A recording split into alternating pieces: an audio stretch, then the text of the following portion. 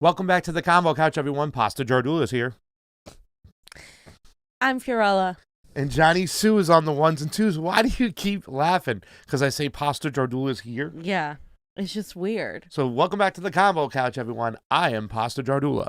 Better? Yeah, that's a little bit better. It's still a little extra, but it wouldn't be the same if it wasn't extra, fam. Fam, I am an extra guy. Yeah. Extra pounds, extra love, extra cooking, extra food, extra everything, extra politics. Give it all extra and stuff. By the way, the Rokfin picture is looking so limpio right now. It's beautiful. I love it. So what? Limpio, which is a Spanish for clean. Wait, what's the thing that you use to speak a language? Because I have to. Well, listen. You should encourage me to speak more Spanish now because we got to go to the global South, right? We got to go see what's going on. Because you lived in Miami, you've lived in New York, you've dated all these Latin women. Literally, the fact that you don't know Spanish, it is. I mean, I'm sorry, fam. That's unacceptable. I know some of the curse words and the words that I need to know that are necessary. Like, I learned a lot of curse words. I played, in fact, it's funny, ladies and gentlemen, I don't know if you know this about me. Not only am I a civil liberties guy, and I'm 66% Southern Italian, I played a sport that is very unique. It's called Highlight. And it's got a big wicker basket, right? And it's and the terminology, you say, it's called a cesta. Mm-hmm. Obviously, you call the ball a pelota. Mm-hmm. But for me, a pelota was a highlight pelota, which is a hard, small, like cement wrapped in goat skin, and it only bounces on marble or thick ass concrete. Thick. And it comes out of your cesta when you throw it. It's part of your arm, body, and the flicking of your wrist. It comes out of your cesta at hundreds of miles per hour, and it's an amazing sport. It was just such a thrill. I started playing at the age of 16. I played until I was like 22, 23, and every time I went back to Florida, I would throw the ball around and whatnot. But amazing sport. From the Basque regions of Spain and France, very popular in Mexico. So yeah, I understood. I learned a lot of curse words from when I screwed up on it. When the crowd used to yell at us, they go basura, pinche gordo. They would yell at me. The shots were called a chula, which was it kind of hits off the wall because you can manipulate the ball with spin. But it was an amazing sport, and I was a player of it. You know what my name was? Because you'd have you'd have singular names. My name was Crash. It fits, fam. It's very fitting. Well, that's my highlight. And by the way, we are getting so throttled on YouTube. It's disgusting. We have 86 people watching. There are other people that are the most throttled channel. Okay? Not the Convo Couch that's demonetized. Fam. Just saying. Fam. Anyway. I mean, thousands of dollars it's costing us, by the way. Don't say something in my throat. Stop. Okay. We're about love. It's the Friday love scene. Yeah. No. Well, let's get right into it. By the way, guys, get on over to the Rokfin, ROKFIM on your FM dial. There's going to be a lot of stuff going on Rokfin. There's a big UFC fight tomorrow, like I told you. The heavyweight title of Stipe versus Francis Ngannou tomorrow. So a lot of people on Rokfin are going to be talking about it. It's going to be a good fight if you want to watch that. And then we have a lot of independent media doing what we do. We've had a crazy situation where I think the whole world was really watching, if not the United States. It was kind of compared to a Chaz Chop situation. You guys, the Convo Couch, this team of Johnny and Fiorella went down there and got the goods 6 months ago, if not, to see what was really going on. And when they say that Chaz and Chop was an idea, I think Echo Park really kind of resonated the idea of what can happen through mutual aid, through actual community and whatnot. So why don't you give a breakdown of what was and what happened just recently and the whole 9 yards, because you guys did some amazing work. Johnny and Glory were behind enemy lines the other day. It was amazing. Tell us what's what, guys. Go ahead. Oh, Johnny. So, yeah, Echo Park. I don't know if you've seen it. You've probably seen it in movies. It's right here around the corner from Dodger Stadium. So basically, there was a homeless community being built over there in Echo Park, and you can see over here where Echo Park is, right here. And a lot of them, there was the main leader. His name was Ayman Echo. We actually interviewed him. Well, his real name was Ayman Ahmed, but yeah. Yeah, he went by Ayman Echo, and we interviewed them on October 4th. You know, Wow. So this was they were in the middle of building a kitchen there in the community. They had started building their garden already, and we just kind of heard the stories of everybody there, and it was really sad. Some of the stories of like how they got, how they became unhoused. how they became unhoused, homeless, and their whole situation. I'd recommend you guys go watch that. If you just look up Convo Couch, Echo Park. This was their temporary shower. And so you can watch that there. And basically we interviewed them. That was a while back in October. So this community has been growing since then. And basically, most of the tents were on this side of the park and a little bit over here. But this side was completely free. They kind of consolidated over on this side, and then we're building various structures and things. So they actually garden. They actually built a kitchen. Yeah. They were in the middle of building a kitchen. It was being built. The showers were completely built. I saw last night or 2 nights ago when we were there. So we went there in the morning. I don't know where that live stream went. In the morning we went, and then at night we also went, and so you can see that 13,000 views on that. So we were there on the ground. Apparently the city council member, what's his name? Mitch O'Farrell. Yeah, and Garcetti made it a thing that they were going to shut this thing down. So it was from this plan that they had supported to revitalize Echo Park. So they're painting it as the park is closed for renovation. So they put a giant wall around the lake. It's this ugly, nasty wall around the lake. It's really just awful looking. It makes it look worse. It's a fence. Yeah. Yeah, we were there, and so basically the police were pushing people down. Glendale Boulevard's over here, and the police were just pushing. There was a lot of protests. There's a lot of support from the community there. Hundreds of protesters showed up that night, and in the morning, almost 1,000 people showed up in the morning, and but there were hundreds of people there just kind of standing in the way. But look at all the resources that the police used to stop it, right? Mm-hmm. So there was hundreds of police, helicopters all night. Helicopters the whole night, all the cars, the gas for the cars. Think about it. Think about all that money being spent, and it's so ridiculous. I don't know. Yeah, no, it's beyond ridiculous. It's beyond ridiculous. It's paying for a problem of sorts after it's too late. Had they got out in front of this for a long time and start helping the homeless, and I think today's show, the moral is going to be, what are the long-term answers to help this homeless crisis that is just growing in America, left and right. So Eamon tried to have a good solution. He built a community. He said that a lot of people felt it was something else that they never felt. It was like a community of peace and everything. It wasn't. And we spoke to some people last night who were like, yeah, actually I expected it to be like a bunch of meth heads running around, but it was actually quite different. Is what one guy said. But so the whole point was that it was a community that was built as a result of the inadequacy and inaction of the government that didn't help them. So the government, they stopped asking them to help them because the process wasn't happening and it was really slow, and people would just sit on wait lists to go and get housing or get into a shelter or get into whatever, and it just wasn't working for them. So they decided to take matters into their own hands and actually build a community that wasn't trash and drug addiction or anything like that, but that was built as if they could combine and make one, the housed and the unhoused. That was the whole idea that Iman would always talk about, that to break that barrier. To break that barrier, that there wasn't a difference between people who lived in tents and the people who lived in actual structural cement or buildings.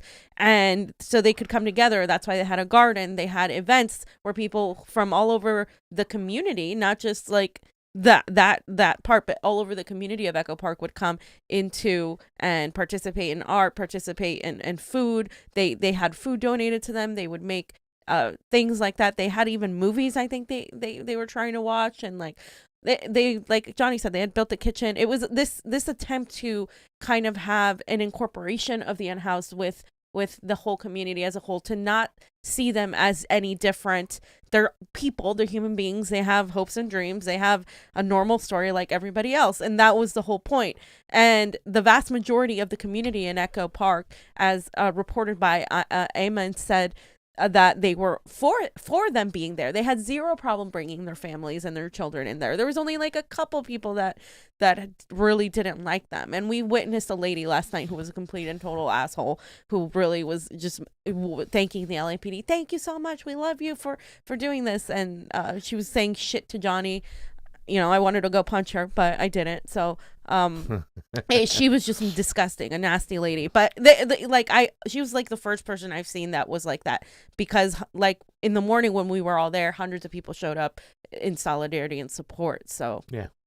And you've dealt with bridge housing, fam, because I mean, right. The whole process, like, you know, we talk about bridge housing. Fam talked about this a long time ago, how it's so important that it's supposed to be a bridge to acclimate people back into society where they don't have to be homeless anymore, making sure that they have the proper health care, medicine, living quarters, whatnot.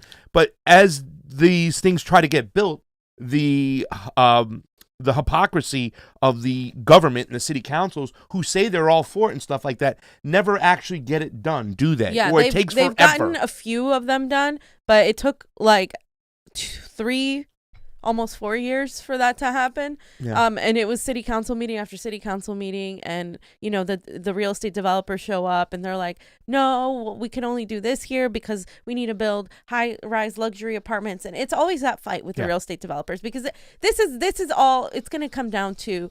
It comes down to the real estate developers in LA, because they're still trying to sell high-priced apartments around the area. Basically, they see it as an eyesore for a community, any community to be there. And so that's basically what it is. And they give money to the city council people, or they're like, oh, we're going to do this for you. And eventually they pretty much, most of them sell out.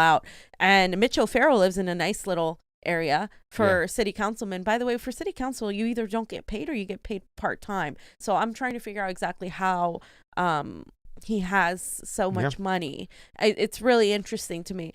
And this guy's always coming up too as well. I remember when we went down with Mel, when we went to another protest in downtown when he was there. Yeah. Remember with the indigenous people too as well. Like Mitch O'Farrell is one of those guys who's just a paid shill of one of the most powerful lobbyists in California, which is the real estate lobbyist. And people have to understand that. They own Gavin Newsom. They own Nancy Pelosi. So and Garcetti. So, and I've been in a situation when I've been in the Pasadena City Council when they were pushing for more low-income housing, and this developer didn't want to give 1 inch, and he got the city council to go along with what they got to go along with. So now we got all these high-rises that are coming in with hardly any low-income housing for our poor people here in Pasadena. They're pretty much just trying to push the rest of the people in poverty out. They want them out. Go away. NIMFY. I don't want to see them. It's eyesores. It's NIMBY, but yeah, they don't want to. They don't want to see them. Like, they just want to move them towards Skid Row. But Skid Row's growing. That's huge, the thing. terrible. It's growing. It didn't used to be as wide as it is. This is a problem that's long been an issue in Los Angeles for decades now. It's not anything new, but it's just 10,000 times worse because of COVID and people losing their jobs. A lot of these people did work or do work, and they're still homeless. So that goes to show you that this is a systemic issue that they just haven't dealt with, and they keep pushing it away, pushing it aside, and now it's just coming back, and they're not going to stop. This is only the beginning of fighting for equal rights for the unhoused, for housing, for all these things. Like, and it's not just a Los Angeles problem, but it's just much bigger here. We're one of the largest cities. We're the 5th largest economy in the world, and in California, and a lot of that centers around Los Angeles and San Francisco. But I mean, this is like, one of the biggest cities in all of California. This is where everything happens, and it shows like how bad it is here. It's getting bad in Santa Cruz, up where near Steve is, and it's just bad. I just put a little trailer. I saw Ron shared it. It's Susan Sarandon's son, who's making a video about who the homeless people actually are. Like, we have to know these people. Right. One of the most moments that just kind of was like, oh my God, was that white dude that you got who had the bed folded up, and he talked about his 2 kids. He's like, it doesn't make a difference what they do to me now. He goes, I have 2 kids. I love them. I'm going to continue to fight for them. So there's a guy who's homeless, he's got a bed folded up that he's got on a rack, and he's got to go somewhere. They threw him out of there. I don't know where he was going to go and stuff like that. But when you start talking to these people, because, you know, you got those disgusting trolls who come on our live streams when it comes to situations like that. Well, kids shouldn't have to see these druggies using needles, having sex out in the middle and open, blah, blah, blah, blah, literally, that does not happen in that community. Like, no.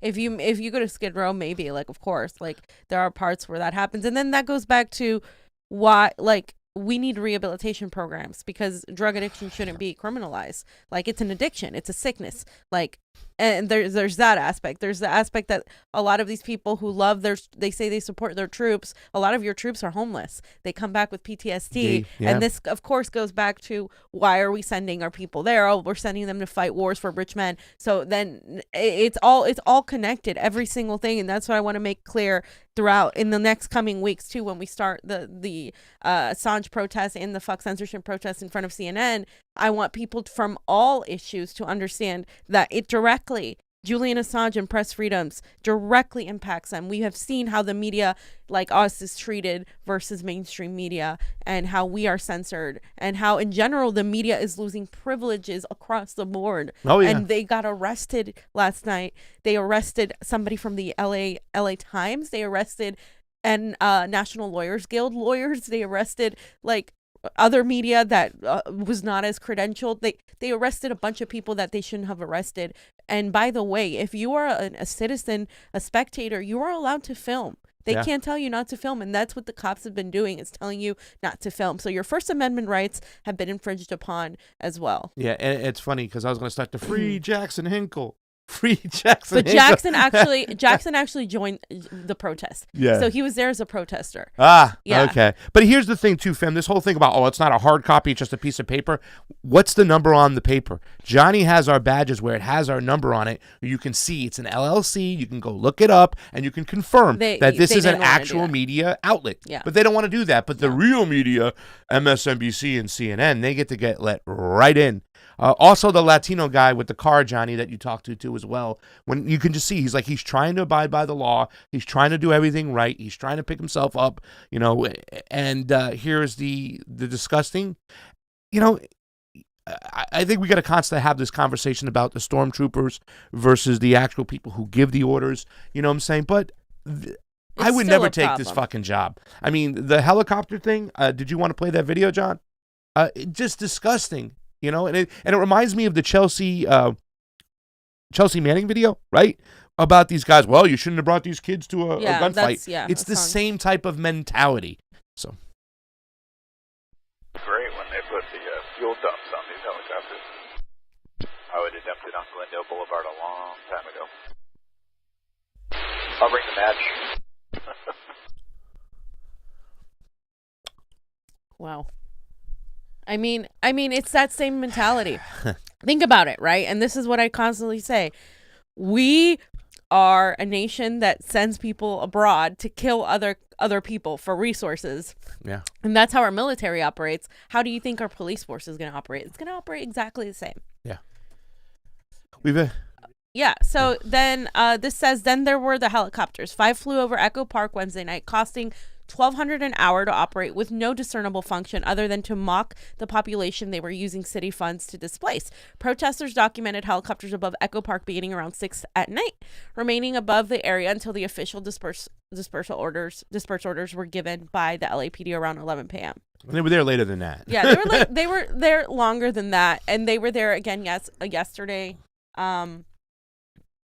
Some even got audio of the helicopter, which is the audio we just heard. Yeah. The pilot said, it's great when they put the fuel dumps on these helicopters. Pilot 2, I would have dumped it on Glendale Boulevard a long time ago. Pilot 1, I'll bring the match. So they were talking about dumping this on the community, like that community that was there. This is like, these people are the ones that are there to protect and serve. So who are they protecting and serving if they refer to the population like that? They're still people. Just because they're on house doesn't mean they're anything less than. You don't know their circumstances. You don't know what cards they were dealt with. I mean, there's zero empathy in these people. And you're right. Like, they're receiving orders from somebody above, but at the same time, they are like, it's like they're trained with this Gestapo mentality of, I'm just doing my job. I'm just following orders. They don't think beyond that. Most of them don't. Most of them don't. And like I noticed that too in dealing with them in the last few days, especially when we were like, I was logically like saying, hey, like look at LLC, look at this. Like no, they don't care, because they needed to exert their power over me. It was about power. Yeah. It was all about like, I have power, you don't. And like the cop was trying to escalate things with me, like yelling at me, and then saying, when I was yelling back, he was saying like, chill. That wasn't on camera. Yeah. And I was like, oh, I'm chill, because I'm not gonna like, I'm not like gonna be scared of the cop, and I'm not gonna fucking suck up to the cop. That's not me. Yeah. So but I was still like not even being aggressive at all. I was being firm. Yeah. And he, like they could have fucking arrested me, made something up. And that's the thing. That's the fear. A lot of people don't, confront them because they're scared. And like other people are super, super, meek with them. But like, I'm just sick and tired of that, because they are not above the law, but they behave as they are because they get to investigate themselves and let each other out with a slap on the wrist, and that's it. They'll never be held responsible, have a price to pay, even for denying freedom of the press. By the way, if you want to call the LA Police Department, his name is Sergeant Gomez, badge number 30660. Ask the LA Police Department why they are denying freedom of the press and allowing only their friends in, the mainstream media, who's going to tell the stories they want. Yeah. I think Sergeant Gomez needs to get a little slap on the wrist. So give the LA Police Department a call and let them know that we want the Convo Couch access to tell the people the truth and show the people the also truth. According to Iman and David, who were the last two at the encampment last night, right before they were gonna arrest them, they were on Instagram Live, and they were saying how the media coverage from the mainstream media has been absolutely dismal, painting them as being dirty, saying that there was reports that they had hunted a duck and ate it, which were entirely false. There were reports that there was a mess and trash all over the place, and that was entirely false. The only thing that happened that got trashed was when the police came, and people were just trying to get their shit and leave, most of them. Yeah. And the ones that, like I said, they were the last two there, David and Iman, who were the lead organizers of the earlier protests the day before in the morning. So it's all these things that the reason the police allow mainstream media there is because the mainstream media tells the allowed narrative. Oh, this is these people are still making it an eyesore. It's still dirty. It looks bad. There's of course some dead people that have died there, and like drug use. So the media puts these stories out, and so that's the image you get of the media. But when you go there and you talk to these people, that is not the case. So it's the same thing that I saw with Chaz's shop, with how the media was portraying the mainstream media versus when like we went in there, or when other independent media went in there, and we show you the actual thing, which is why, again, it's important to support independent media. 30660 is Sergeant Gomez's badge number. Call up and complain. We want freedom of the press because we want to be able to see the truth. And as long as they get to say, hey, you can't go in there, we're not, I'm saying the mainstream media is not going to show you what the Convo Couch is going to show you, and all the smaller outlets, right? They're going to show you exactly what's going on. So it's very important that we push for freedom of the press because we deserve the truth. And that's that. So real quick, somebody, this happened Wednesday night. Can confirm, Isaac here, that a baton-wielding cop broke his arm. And so there's the pictures here. You can see that. And where is it? The next one. Okay. There it is. Ooh. So you can see the break and the arm. Fucked up. X-ray scan there. So and when the LA Police Department has to pay a suit, fam, guess where the money's coming from? From our taxpayers. Yeah, you're paying for the cops to, get lawyered up, basically, and get a slap on the wrist for breaking someone's arm. Yeah. I mean, the system has to change as a whole. It's just too far gone. Yep. Okay, we have our guest here. Pasta. Yes, we do. All right. So who I have on today, and this is I've been waiting to get this gentleman on over here. His name is Keith McHenry. He's an activist. He's actually one of the creators of Food Not Bombs. It's an amazing organization. He's out in Santa Cruz right now doing some battle. Let me read the beginning of his page of foodnotbombs.net. When a billion people go hungry each day. I'm going to say that line over again. When a billion people go hungry each day. How can we spend another dollar on war, fam? Food Not Bombs is an all-volunteer movement that recovers food that would otherwise be discarded and shares free vegan, love you, and vegetarian meals with the hungry in over 1,000 cities and 65 countries in protest to war, poverty, and the destruction of our environment.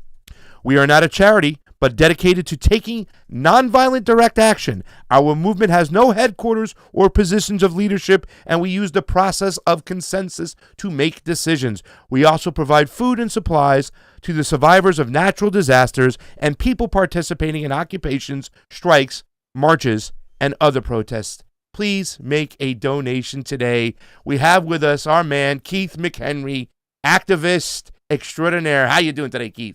Great, thanks. Yeah. So today's the 40th anniversary of the first soup line of Food Not Bombs. So there was virtually no unhoused people in America 40 years ago today. Wow. And now we have wars against the homeless in every community in this country.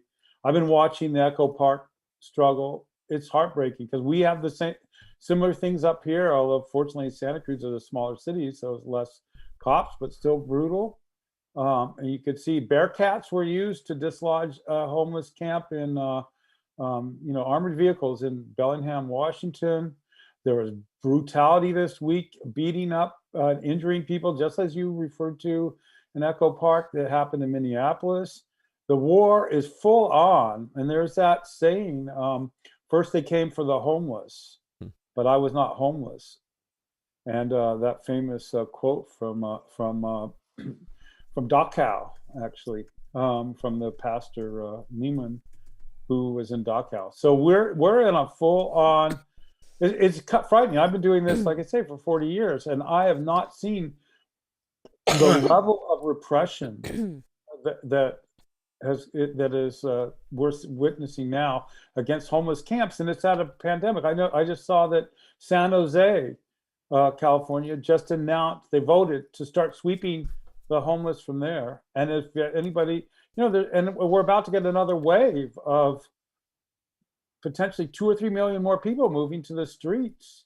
We're seeing it's visible every doorway in this town in Santa Cruz, and yet they'll say like what they're saying in LA, what they try to put like a couple hundred people in some place, which turns out probably doesn't exist, like it doesn't exist here. It's all just a bunch of propaganda for housed people to think that something's happening. Yeah. But also there's the propaganda of dehumanization of people living outside, which is super dangerous. So I think we're in that kind of what the homeless call the FEMA camp future, Yeah.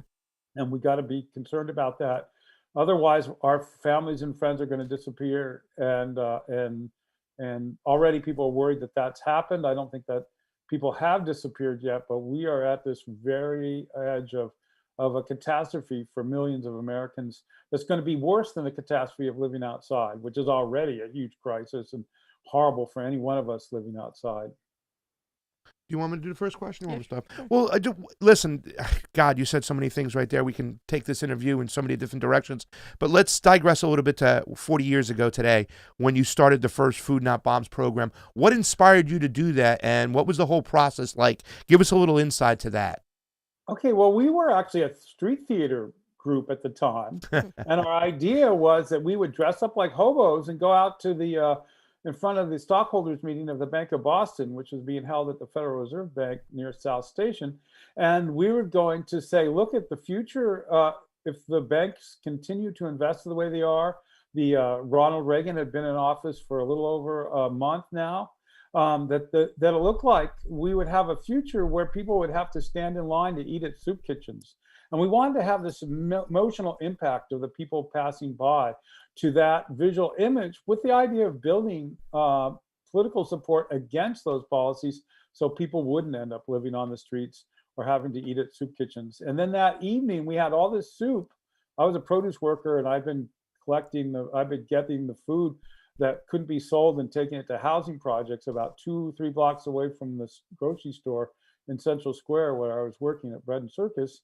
And across the street was where there was a new building had been completed, and the people I was giving the food to explained that it was a weapons lab, Draper Laboratory, designing nuclear weapons, and that's where I got the name Food Not Bombs.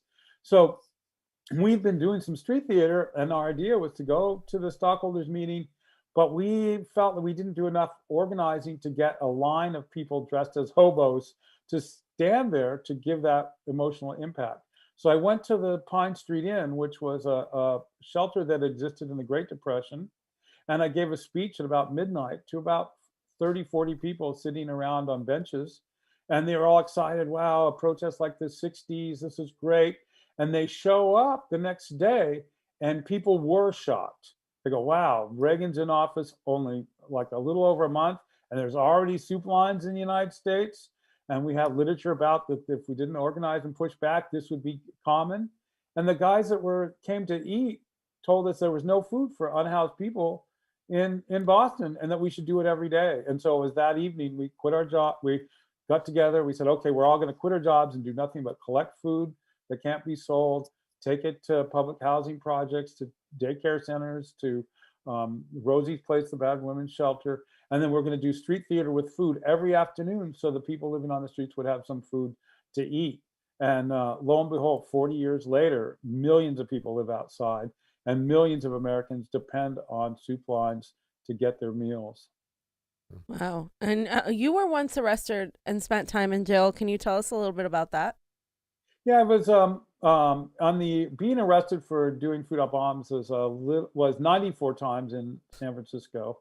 I settled a 3 strikes case where I was facing 25 to life in prison, where I was framed by the mayor and mayor's office in Boston, Frank Jordan. And I mean, in San Francisco, rather, Frank Jordan. And when I settled the case, the district attorney said I got credit for time served, 500 days. So, that was much better than life, 25 to life. And the last 47 arrests were for felony conspiracy to serve food in violation of a court order. And so I was also captured 3 times by the police, where I was taken to police headquarters in a dark room where they ripped my clothes off, lifted me by my arms and legs, and ripped my ligaments and tendons, and placed me in a stress position cage for 3 days. And they did that to me 3 times. So then I was also arrested along with there was a total of 1,000 arrests in San Francisco over a course of 8 years. We even had a program called Risk Arrest 1 day a month with Food Not Bombs. And we did the way that we could successfully serve food every day in San Francisco is we had food decoys where people would come with virtually empty buckets of the meal that we're going to serve. The police would arrest them, take our cardboard banners saying Food Not Bombs. And then a second wave of decoys would come in. They would get arrested. The equipment would be taken. Disgusting. And then on the third, because we'd seen some food riots as a result of these arrests, we made sure that we arrived with all the food that and everyone would get to eat. And so that calmed down the struggle that was occurring. But on occasion, you'd still get some food riots. So it was a harsh time. And I did like 18 days in the Orange County Jail in Orlando, Florida, for feeding people there as well. Yeah. I just got to say this is totally disgusting that they're arresting people who are trying to feed homeless people. Yeah. Totally disgusting. I mean, it's almost like when you hear the fact that it's illegal to collect rainwater in some states, you're like, wow. But even this is just more like mind-boggling. Like, they're going to arrest people who are feeding the homeless. And we've seen this across the country from other people as well. Let's talk about what's going on in Santa Cruz right now, because I would probably bet a few dollars that you're going to see these faces in person up in Santa Cruz to tell this story. Because from what we talked about the other day on the phone and what I've heard through Steve, not just the actual events on the ground, but what's going on politically throughout the city council and everything that's going on is totally disgusting. So give us a macro of what you're experiencing and the fight in Santa Cruz today. Yeah, so the National Association of Realtors funded a campaign to get rid of 2 of the city councilors that were attempting to come up with some kind of solution. This is like several years ago. So they were able to replace them with pro-developer city councilors who have greenlighted at least 7 large luxury condo projects There's already the most recent luxury condominiums that have been standing, one of them for about 5 years now, are still almost completely uninhabited. And so there's no reason for 7 more. So we got to, during the pandemic, we've been evicted 8 times from where we're sharing food by the police. And even though during the first 100 days, we were the only food for people outside, basically, unless you were in a city program, which there was, I think during the first 100 days, there was roughly 200 people that were accommodated out of several thousand. And so, but still, we would get kicked from one place to another, threatened with arrest, threatened to have our equipment confiscated. So one of the developments actually was already sold before even a shovel had been put in the ground. And the new owners of the land came in the afternoon one day and said, "You're out of here. We're going to $100,000 escrow meeting tomorrow. You've got to leave. We can't have anything on this property during escrow." And we stayed, but we had raised enough money to buy a shipping container to put our pop-up tents and all our equipment in, and extra dry goods and so on. And so I had to hire a truck, move the 20-foot shipping container across the street to a parking lot that we had been previously evicted from, where they claimed they're going to put tractors in there to fix a levee. Tractors never arrived. It was fenced off. A bunch of young people fortunately took the fences down and gave them back to the police. So we've been there ever since, but we were told we were going to be arrested on March 1st if we continued to share food there.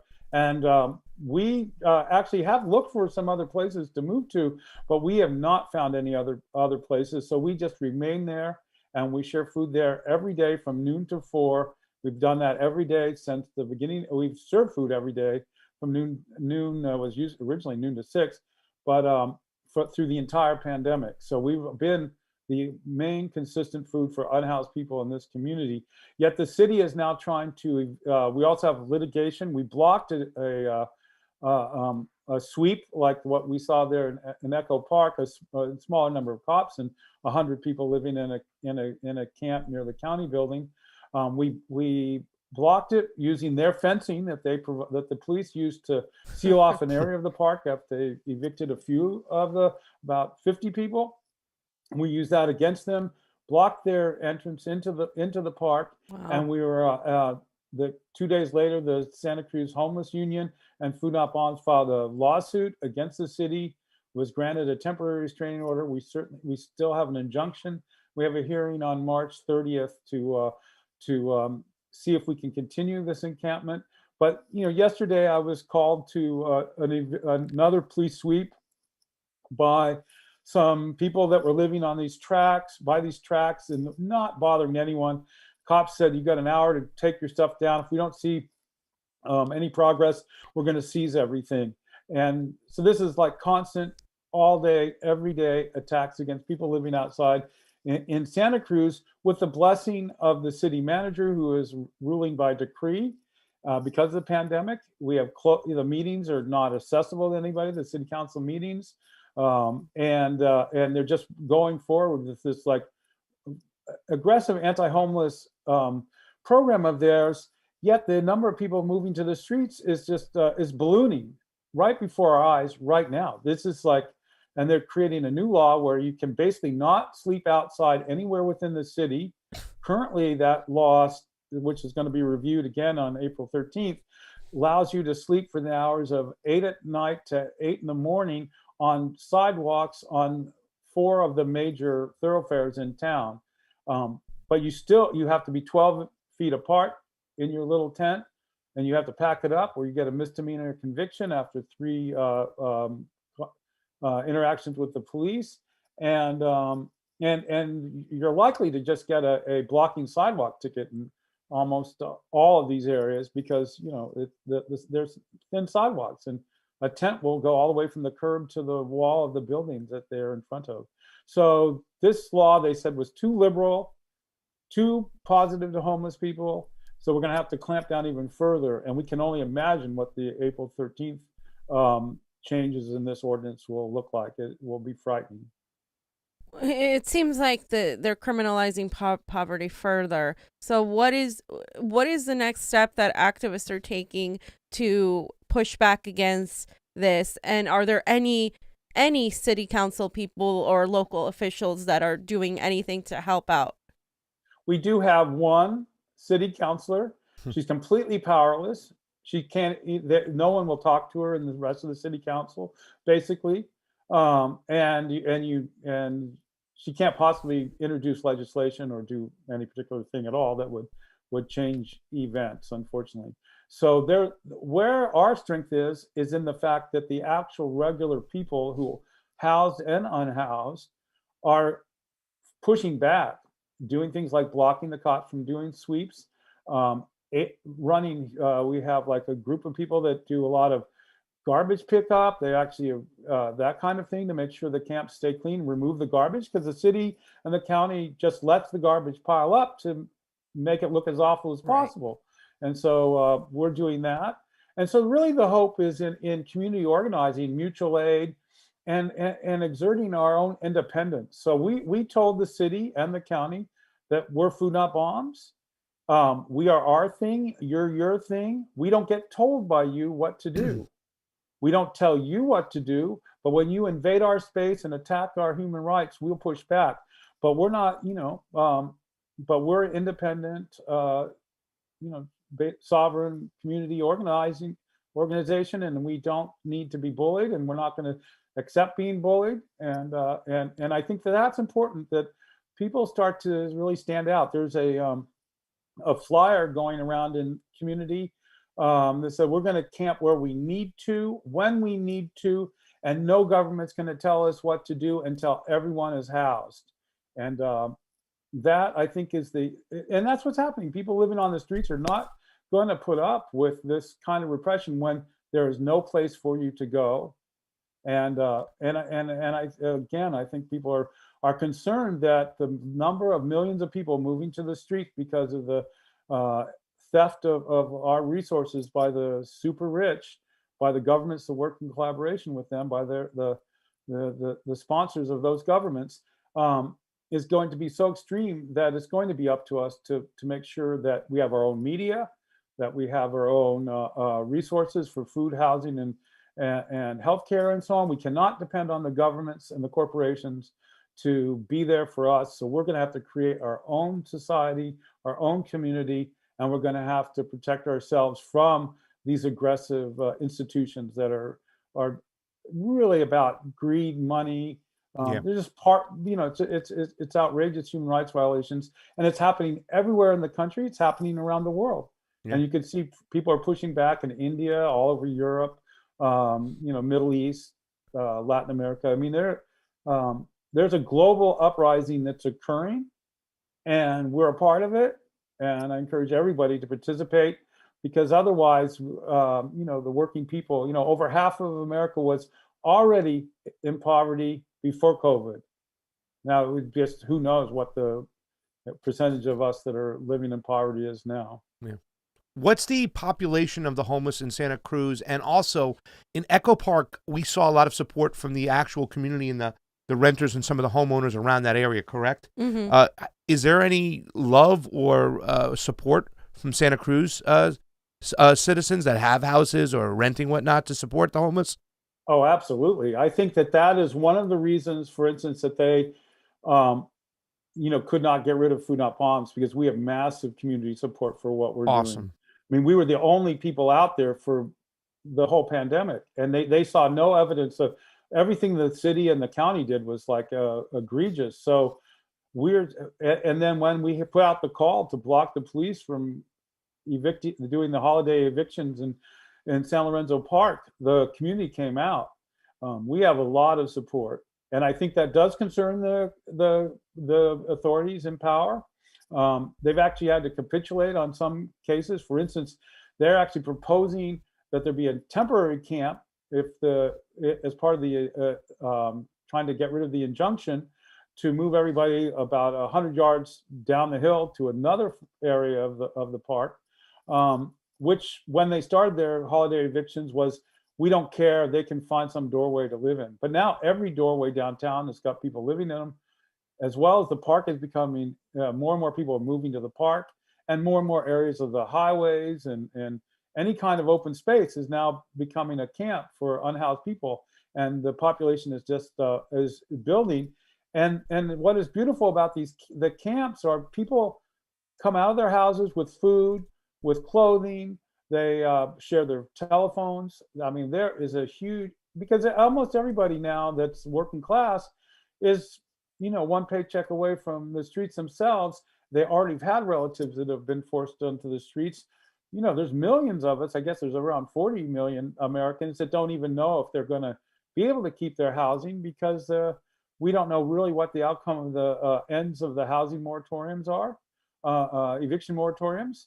And so I think that people, the sympathy is huge. There is a very vocal, well-organized, coordinated with the police, anti-homeless movement, which you can see in Echo Park. We saw that when we were kicked out of Santa Monica. Same thing, where they pressure the people the anti-homeless people in coordination with the police harassed the Presbyterian Church into shutting us down. But they are by far the minority, fortunately, in our communities.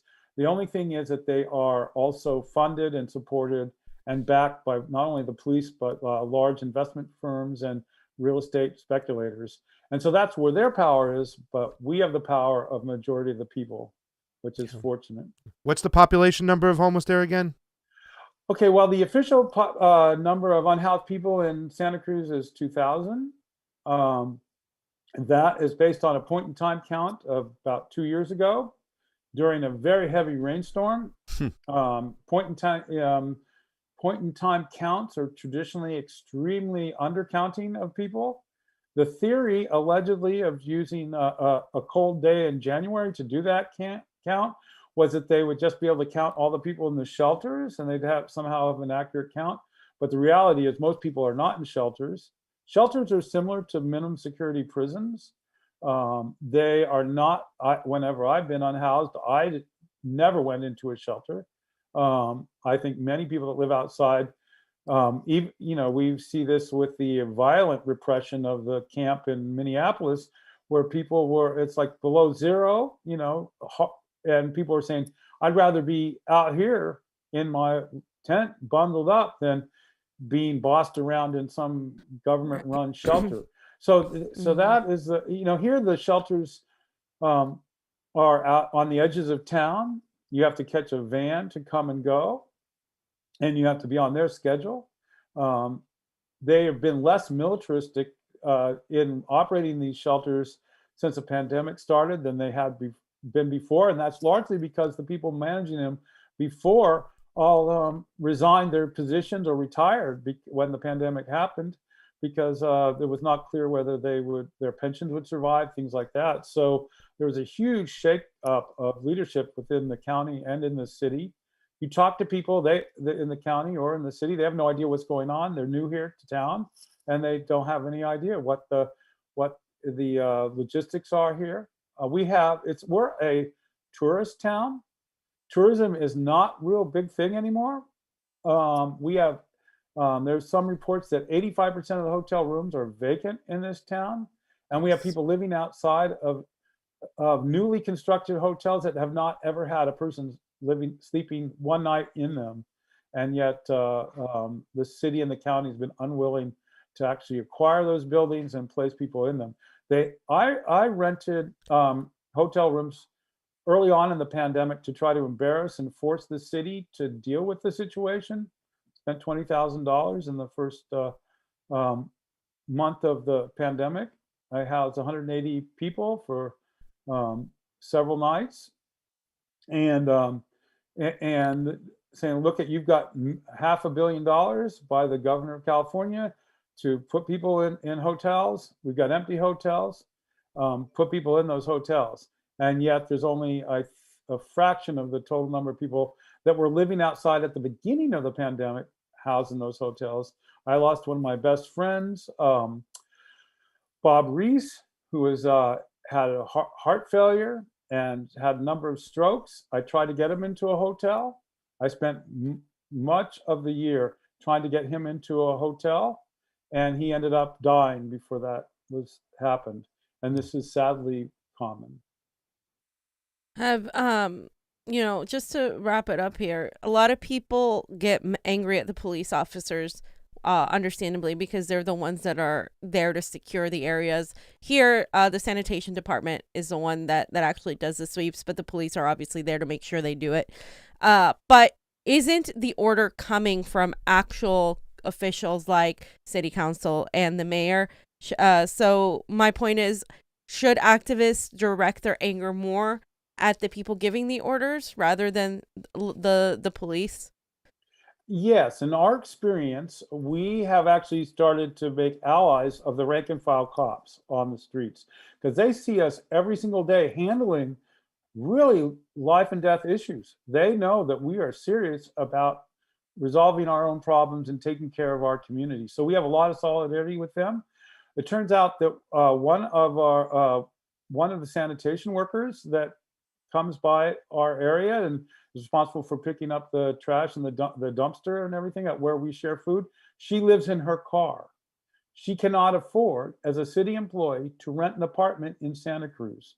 And we're finding more and more of the employees of the city actually are in that situation themselves. So we have a lot of solidarity amongst the workers.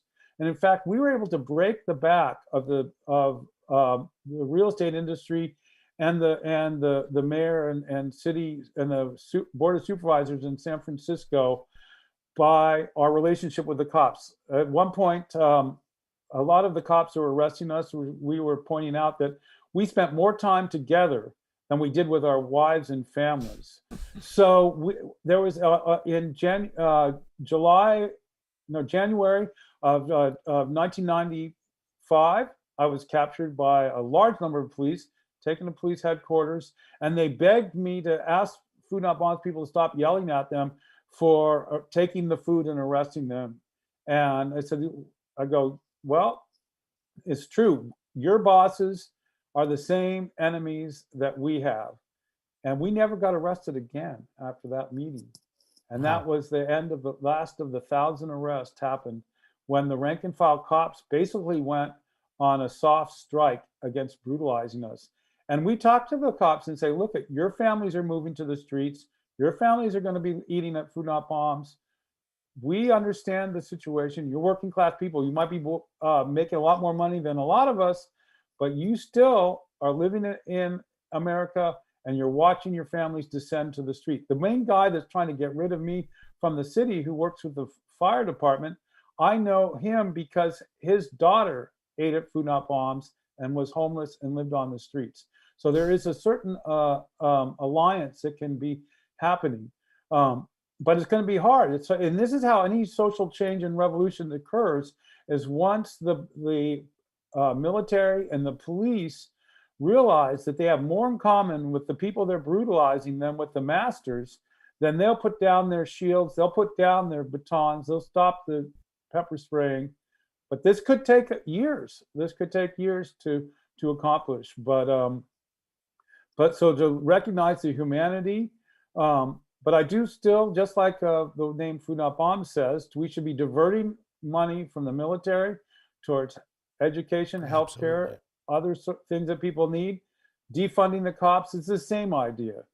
Take some of that millions of dollars wasted on helicopters flying above homeless camps and put it into housing. We spend $50 million a year in Santa Cruz on harassing the homeless and paying poverty pimps to run repressive shelters. If they took that 50 million and put it into housing, there wouldn't be anybody out on the streets. 1 in 2 arrests in Santa Cruz is of an unhoused person with no address. 1 in 2.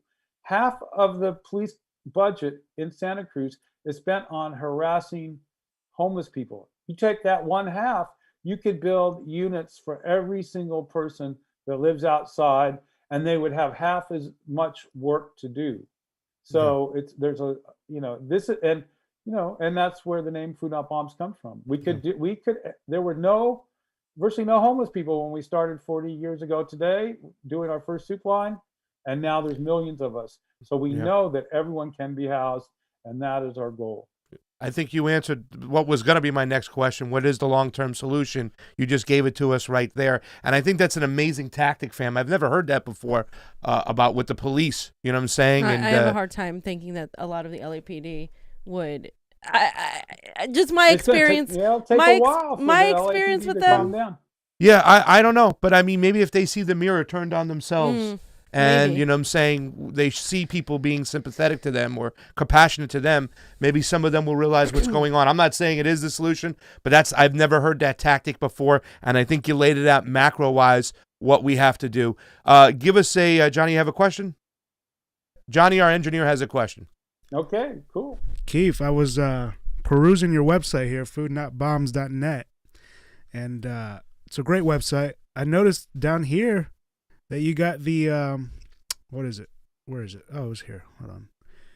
There was a link to the Anarchist Cookbook. Is this a new version? Because I know there's a William Powell version, so I don't know. I don't know if you can speak on that. Is it kind of like the same? I can definitely speak on that. For years, William Powell put his book together, just copying stuff out of the 42nd Street library, the main library in Manhattan. His goal was to avoid the draft. He was not an anarchist, and he just wanted to stay out of the draft. He eventually denounced his book, and I started corresponding with him because people knew that I had written a cookbook, and they knew I was an anarchist, and they would buy that book, and there was no vegan recipes in his book. It was how to build a bomb, how to poison people, how to make LSD, stuff like that, right? Yeah. Very popular book, oddly enough. But he denounced it. And he'd wished it go out of print. So before he died, I was corresponding with him, said, look, I am an anarchist. I have written a cookbook called Hungry for Peace. I'm going to rewrite the Anarchist Cookbook, and I'd like to take your denunciation of your book as my preface for my book. So he agreed to that. And I wrote a book called The Anarchist Cookbook that is about anarchism. And it also has recipes for 6 families of 6, vegan recipes. It also has vegan recipes for groups of 100.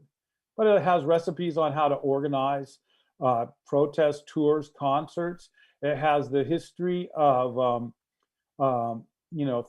property as theft and nuances of that. And so I've been an anarchist since about 1965. My publisher who published that book is an anarchist press, C-Sharp Press, Chaz Buffet. And so oddly enough, once Trump started denouncing anarchists, my book sales went through the roof. And so that has been an amazing thing. And I'm hoping it dilutes the negative impact of Powell's book. Powell was, had no associate. He was a headmaster of a private school in Kuala Lumpur at the time of I was writing him. I don't know if he technically died there or not, but so I am the author with Chaz Buffet of what we call the Real Anarchist Cookbook. I'm currently working on a memoir. Right now, the working title of that is The Food Terrorist Diaries. And people can email me at keith@foodnotbombs.net to be kept up to date on that. And it tells stories about being in Food Not Bombs, but also about what led to me being a Food Not Bombs person, about stories about living on the streets.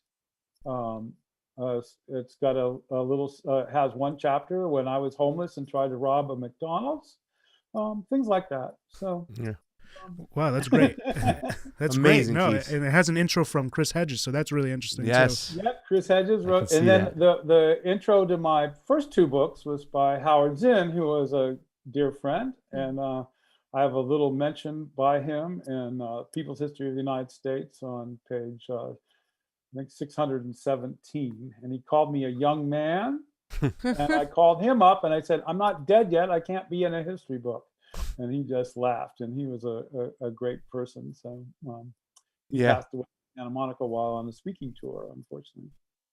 So Keith is the real deal because he's vegan. You know what I'm saying? He's the real deal. Well, that's part of the whole movement too. Is also helping Mother Earth, right? When you cook vegan food, whatnot. Yeah. So it's everything in one, and compassion for all life is what. Yes, it's just amazing work he's doing. And I don't know if you know this, but we're vegans here, and I love to cook.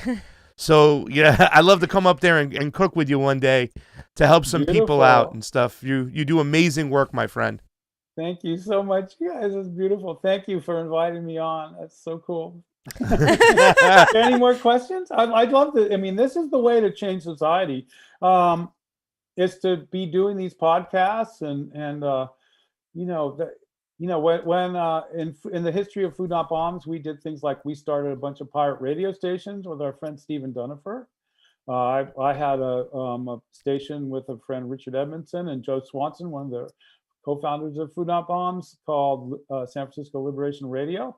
Had a huge impact, even though it was like 100 watts. And we actually had a stronger signal than NPR in San Francisco. In fact, we were denounced by NPR as a result, even though we were not stepping on their frequency at all. We had a higher Nelson rating than they did, and they did not like that. No. We also started a thing called Indie Media in 1995 to report on the second Food Not Bombs World Gathering in San Francisco, where we reaffirmed our 3 principles, which are that the food is always vegan or vegetarian, and free to anyone, rich or poor, drunk or sober, that we have no leaders, presidents, directors, or headquarters. Each group's autonomous and makes decisions by consensus, as you had mentioned at the beginning, and that we invite the people that depend on our food to participate in making those decisions. And that we have that we are not a charity, but that we're dedicated to taking nonviolent direct action to change society so no one has to live in the streets or eat at a soup kitchen. And so we've held on to those principles, and that's why we're one of the reasons we can be in over 1,000 cities of the world. We're currently involved in the struggle against the military coup in Myanmar. We are feeding we've got a very active stuff going on in Beirut with the collapse of that society. We just recently had volunteers arrested in Minsk, Belarus. So it's we were involved in doing the relief work for Katrina. The Red Cross gave out my toll-free number that I got when I was facing 25 to life, 1-800-884-1136, to everybody that needed food for 8 months after Katrina. So I was like on the phone nonstop, and we were the food in New Orleans, and we were the food outside the Astrodome in Houston, and so on. So that solidarity with working people over a course of 40 years is really what is the foundation for what we hope will be positive social change. Yeah. And of course, being vegan is I've been vegan since I had to kill my first rooster, and that's the way it is. Yeah. You got an amazing movement, my friends. Ladies and gentlemen, go to foodnotbombs.net. If you have a question for Keith, it's at Keith@foodnotbombs.net. I can't wait to I want a signed copy of the Anarchist Cookbook, my friend. And thank you for everything you're doing. You got to make it happen. You got to go cook with him. I'm going to go cook with him. Yes. Beautiful. Okay. Thanks, everyone. Thank you so much for everything you do, my man. You are amazing and a true hero out here. And I love this interview, and I love what you're doing. It's a sad situation, the homeless problem that's growing, and you've provided macro solutions, and I think it's just great what you do. Thank you very much. Thank you so much, you guys. We appreciate you. Thanks for the offer to be on here. That's fantastic. You'll come on again, and you'll update us on what's going on in Santa Cruz, my friend. Certainly will. Thank you so much. Anytime. Bye, buddy. Bye-bye. Take care, world. Bye. What a great guest, man. Yeah. What a he's great guest. Good job on getting him. Wow. I'm like, yeah. Especially now. I didn't know we were going to be talking about the whole homeless situation. Especially, I'm just trying to imagine the LAPD like putting down their batons. I mean, I know there's individuals, and I know it happened in Star Wars, guys, but I mean, that's pretty much it. I mean, they're stormtroopers, so you have to get one of them to be like, that one guy that's like, hey, no, we got to stop doing this. And the military, I agree with. I think that the revolutions do happen when you get the military on your side. So we'll see. We'll see what happens with that, guys, because it's really, really getting bad, and we all have to be a part of the solution, not the problem. Absolutely. You can't just keep pushing people aside and pushing them away to a different state or a different city. Like, it's got to get bad. Yeah. Steve, thank you so much for hooking us up once again. Pasta, I need you to talk to this person over here. And we did. And yeah, we got to make it happen, though, where you cook with him. And isn't it funny, though, that, like... And he's vegan. So. It's well, not even... The fact that, like, Echo Park is going on. Yeah. Meanwhile, we're lining up things with this gentleman over here, Keith McHenry. It all happens at once. We just came back from D.C. When we got there, all the stuff from the J6 stuff was happening, too, with the mainstream media. And we're going... It's like we live in a cartoon, but sometimes it's just like... The way the stars align, you know, it's just crazy. Anything to say before I read some Super Rays? No, that was a great interview. Yeah. And you know what? We're planning on going up north soon. Yeah. So maybe we can stop. We got to stop. Yeah. Stop by, do a nice little 4K video for that. Yeah, I'm bringing my chef jacket. And, you know, he's a street actor. How about that stuff? I didn't know that. I didn't know that. That's crazy. Wow, fam, maybe we can throw a festival up there. You know what I'm saying? Where well, we cook Steve food did used to do the what is it? The Renaissance Fest. Oh yeah. Steve, calling you out. I know you don't do tricks, but maybe you can maybe pull we'll one. do tricks that day for the homeless, my friend. And tell Sequoia Moorwhite to get on the bullshit, okay? Because this is the stuff, the real thing. Larry Janney says, in AOC voice, shame, Pasta, shame. Let me do my hair. Just wait. I'm going to, oh, God. Cultist Demon, they give it a Super Ray contribution. Biden's press conference just inflamed the already sky-high paranoia of right-wing gun nuts. I very seriously doubt, though, after 30-plus years of this fear-mongering, that they are really going to come and get our guns. I'm sorry, I hate for saying that. I'm okay with people having guns, but the uniquely American gun fetish is so sick and twisted. You know what, Cultist Demon, it's a conversation that has to be had. What do we do? Let's get sensible gun laws, but we can't ask our people to disarm in a situation like that. And we're going to be producing and showing, Johnny's almost finishing up the BLM 757 interview, so you'll see what it's like for people asking people to disarm. It's almost like Killer Mike says, I'm not giving up my guns as long as the military and the police have the guns. Yeah. Red economics. Yeah. America fetishizes guns because our military does. Yeah. So if you want people to stop fetishizing guns, then you have to pretty much completely reduce the military industrial complex, if not just take it all out. Like that's why, like, that we are a product of our imperialism. Yeah, and I don't believe that most of the people who have guns are just like fantasizing and fetishing them. They're doing it for protection or whatever the case may be, because there are a lot of people, I mean, there are a lot of people that, you know, with the homeless situation, they also fear like that people are going to get desperate and whatnot and come for them. And bad people have not guns, justified, so but, you know. Good people are going to have guns. I mean, this is the reality we live in, unfortunately. Oh my God, I can't believe we're sounding. I know. Oh my God.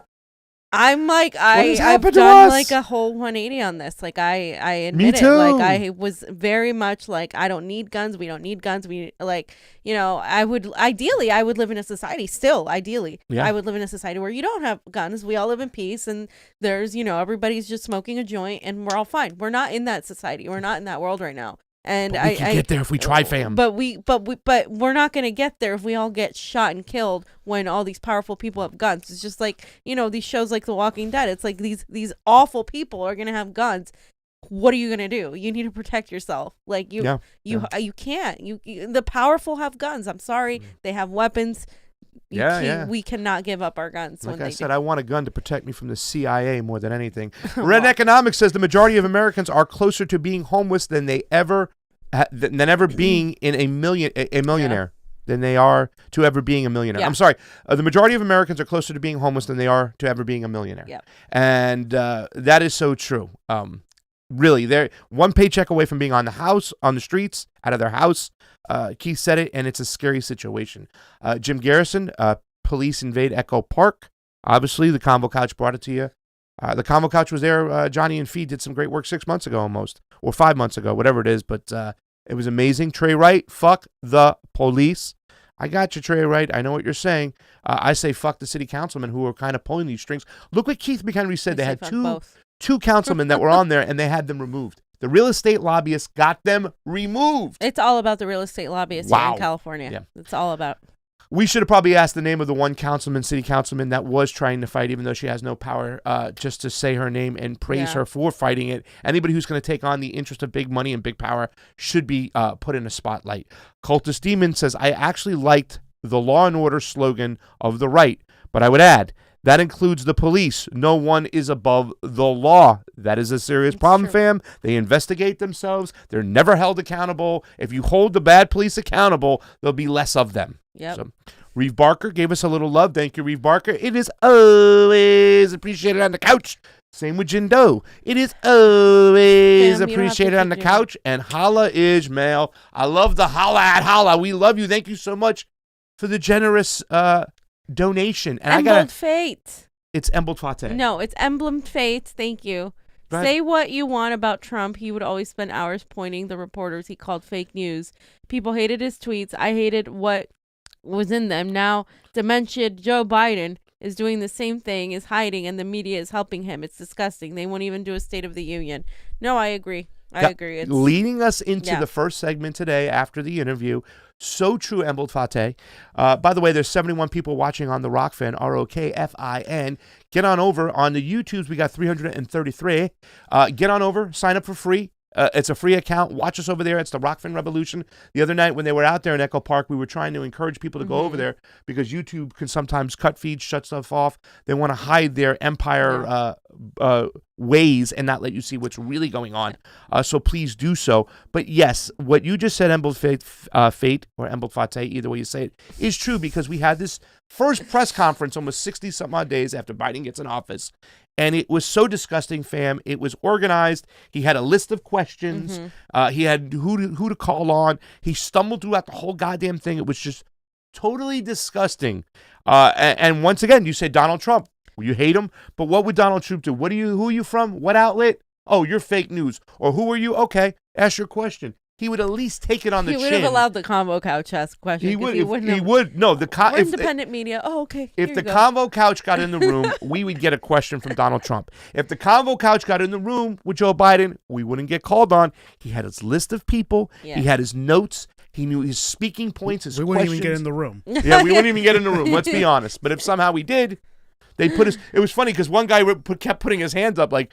And then he realized he stopped putting his hands up going, wait, they're not going to call on me. They got a list of people they're going to call on with the questions. And it is so disgusting to see the mainstream media aid in the government and the military industrial complex. They are PR for the imperialistic state. I said this before. I'll say it again. I rather dealt with the 4 years more of Donald Trump and really had the Democratic Party fall down onto its knees for losing again to this person rather than giving these assholes back the power that are just intertwined with the elitist and the deep state or whatever you want to call them, fam.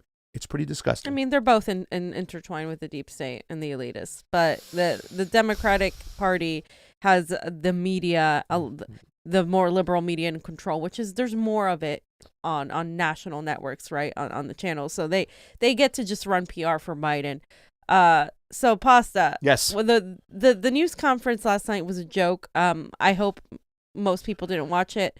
You probably didn't have to. There are some key things that Biden said that we're going to focus on. And one of the worst things that I heard, one of the things that pisses me off the most is the mentioning of why immigrants were coming here and people from the North Triangle were coming here, right? And Biden's reasoning was absolutely just ridiculous, disgusting, ignorant. I mean, it was just awful and complete and total bullshit because we know we've been talking about it on the show for 3-4 years almost. And this is, it's just like, I was like infuriated hearing that. How can you even say this shit when you are part of the administration that caused what's happening right now. Yeah, he was part of what happened in Honduras and whatnot. And just so you know, we're going to start this off. We're not doing the whole thing, ladies and gentlemen, because I just would lose myself right now and start throwing things. This was gut-wrenching, and my stupid ass put up the wrong video, so I had to actually go back and change it and rewatch some of this stuff. And it was like I punished myself for watching this. This is awful. And if you go to all the YouTube sites that have the speech from different networks, there's so many more thumbs down than there are thumbs up. And I know he's going to say, oh, it's a bunch of Republicans, but Biden actually in this whole thing was actually praising the fact that I got Republican voters, not Congress, but voters who were supporting me. No, they are not. I don't even know Democrats who supported you. So let's start talking this, like you said, fam, the thing that really pissed you off. The Convo Couch talks about this all the time, why there is a migration issue and people are coming here. Let's talk about what Joe Biden said the reason was and what he was doing about one individual who was a young little kid who marched all the way up the desert and to the gates of the United States. Cecilia Vega. I'd like to circle back to immigration, please. You just listed the reasons that people are coming, talking about in-country problems, saying that it happens every year. You blamed the last administration. Sir, I just got back last night from a reporting trip to the border where I met 9-year-old Josel, who walked here from Honduras by himself, along with another little boy. He had that phone number on him, and we were able to call his family. His mother says that she sent her son to this country because she believes that you are not deporting unaccompanied minors like her son. That's why she sent him alone from Honduras. So, sir, you blame the last administration, but is your messaging in saying that these children are and will be allowed to stay in this country and work their way through this process, encouraging families like Josel's to come? Well, look.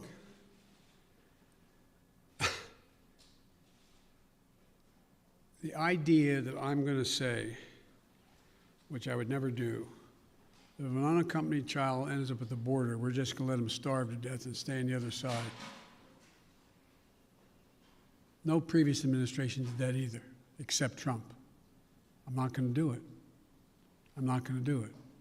That's why I've asked the Vice President of the United States yesterday to be the lead person on dealing with focusing on the fundamental reasons why people leave Honduras, Guatemala, El Salvador in the first place.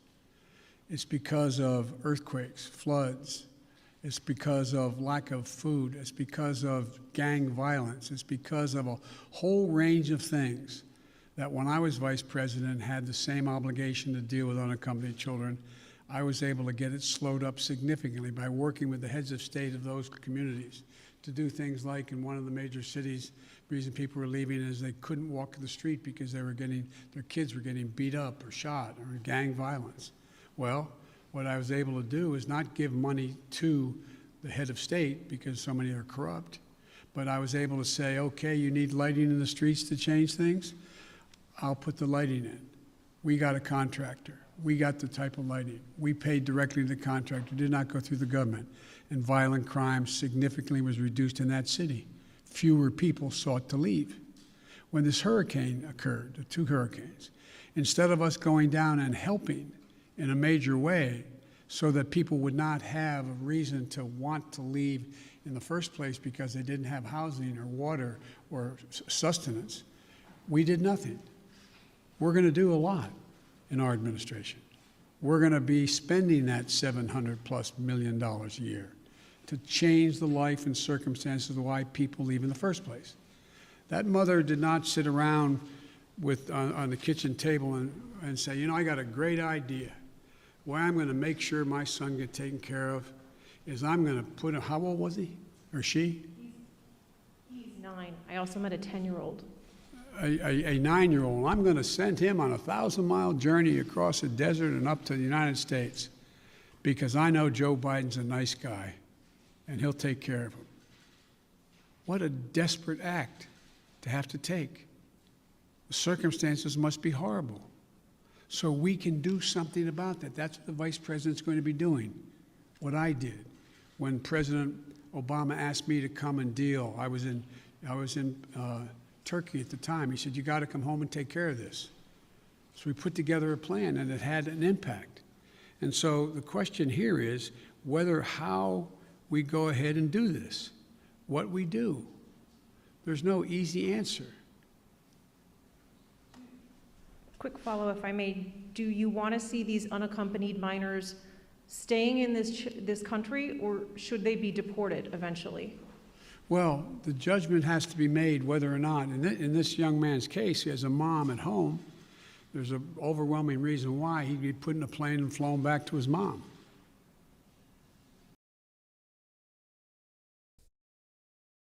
All right. Disgustingness all over there, very cryptic. Once again, it's the nice thing. Instead of, that's why I don't mind it when, well, I'm not saying I don't mind it, but at least it's honest the way he was feeling when Donald Trump says they're coming from these shithole countries.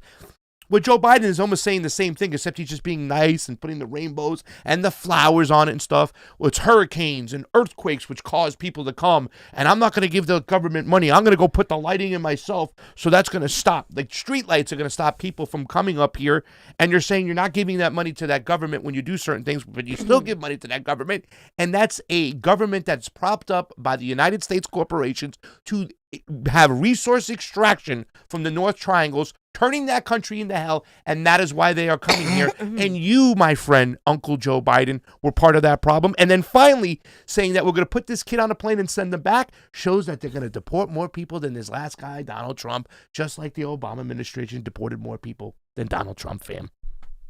First of all, him saying that it's due to earthquakes and floods is just the equivalent of Trump saying that the fires were due to not like raking leaves. It is just as bad, if not worse. It's worse. Absolutely ridiculous. It like they're both doing this, enacting the same policies. It's just Joe Biden is putting different words in. And I gotta say, what pissed me off the fucking most is that he said that, because the reason people are coming in is because we destroyed their freaking countries. We bombed their fucking countries in the Middle East and in the global South. When he's talking about Honduras, we literally pushed regime change under the Obama administration through Hillary Clinton as Secretary of State, where she went in there and removed democratically elected leader Manuel Zelaya and put in their puppet, and literally just destroyed a country that was actually doing well. They were actually a socialist country. They had social safety nets. They had health care, which we don't even have here in fucking America. They had, they were increasing education, increasing jobs. People were so fucking like happy. And literally they named Hillary Clinton. When we went to the caravan, we interviewed people. This man named Hillary Clinton. He couldn't, he was like, esa mujer, esa la señora. And then I was like, Hillary Clinton. He's like, sí, esa misma. He's like, that one. She came and she fucking did that in the Obama administration that Joe Biden was a part of. So you don't get to fucking blame floods and earthquakes and all this bullshit that you're saying. No, it was our fucking foreign policy that did that. That's why these people are coming in, because we destroy their countries, we take their resources, we put in our puppets, and then we complain and say that socialism did it. No, you fucking did it. America's imperialism did it. Yeah. I'm sick and tired of these people. And then, of course, the right goes, all these immigrants are coming in, taking my jobs. No, these corporations are taking your jobs.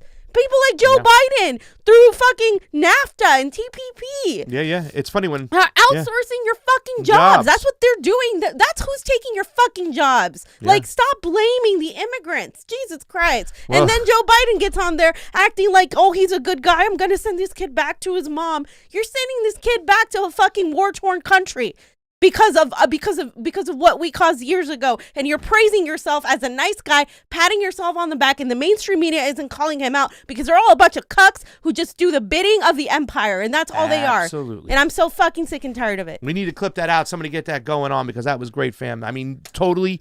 You guys have experienced this. You went down to the border. I got my passport. I'm ready to go. Let's do this. I'm going to take my Spanish lessons, make sure I can speak a little bit, and let's go down there. But really, seriously, I mean, not only are they doing it now, they've been doing this for a long time.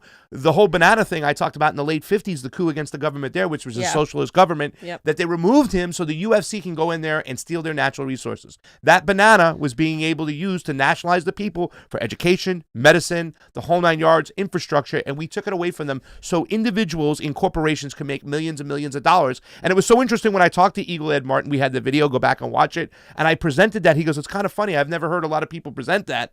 That's the reason why migration is coming, because a lot of people just say, let's deal with the problem when they get here. Let's build a wall. Let's stop it. What's going on? Blah, blah, blah. They look at the bad parts, the guns going back and forth, Suarez, but they don't realize why this 9-year-old child has come up here. It's because, once again, in El Salvador, right, we have a deal with the military over there with that coup, pretty much, and we have one of the biggest bases in El Salvador in the North Triangle, and we have an Israeli weapons deal going over there so they can be prisoners in their own country so they don't come up here. An Israeli weapons deal in Central America. Yeah. And it's totally disgusting. People have to realize that this is our foreign policy that is a big factor, if not the biggest factor, in why we have a migration problem. If you guys are all there and we have to take care of Americans, and, you always blame the immigrants. First of all, we're not taking care of and Americans. They're homeless. We just got done talking about that. Exactly. Like, you're not taking care of Americans. A lot of veterans, government too. isn't taking care of veterans or Americans. None of these people, whether they're Republican or Democrat, are doing anything. They're doing it themselves through mutual aid. And when they try to do that, they're also pushed aside and said, no, you can't do that either. Yeah. We want you to basically be in a building where you have no rights, or we want you to be pushed into Skid Row where it's just it's just like, that's where all the homeless people go, and we don't care if it's dirty, nasty, drug ridden or crime ridden. They don't care. They just want them out of sight. So you're not helping your veterans. You're not helping Americans. Americans have gotten nothing. They've gotten a freaking cent and change, and this is still happening. So Americans aren't getting shit. Immigrants are getting screwed. Everybody's getting screwed. The only people that are not screwed are the people who have their money invested in the war and defense industry, the people who have money invested in big pharma, the people who have money invested in Wall Street, the 1% of the 1%. So the sooner you all stop with your bullshit, whether you're on the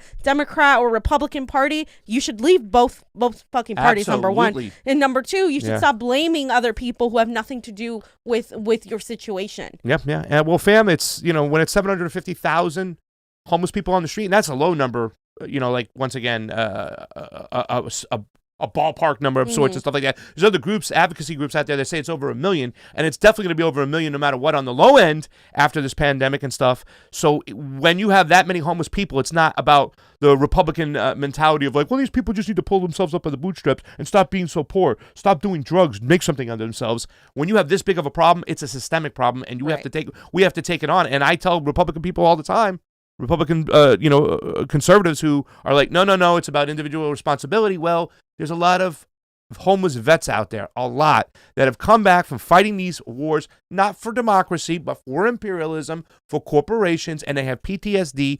22 of them take their lives every single day. What about them then? What's going to get your mind to say, hey, listen, maybe if we stop messing around in these countries with our corporate resource extraction practices of imperialism, then maybe so many people won't even come to begin in the first place. Think about that.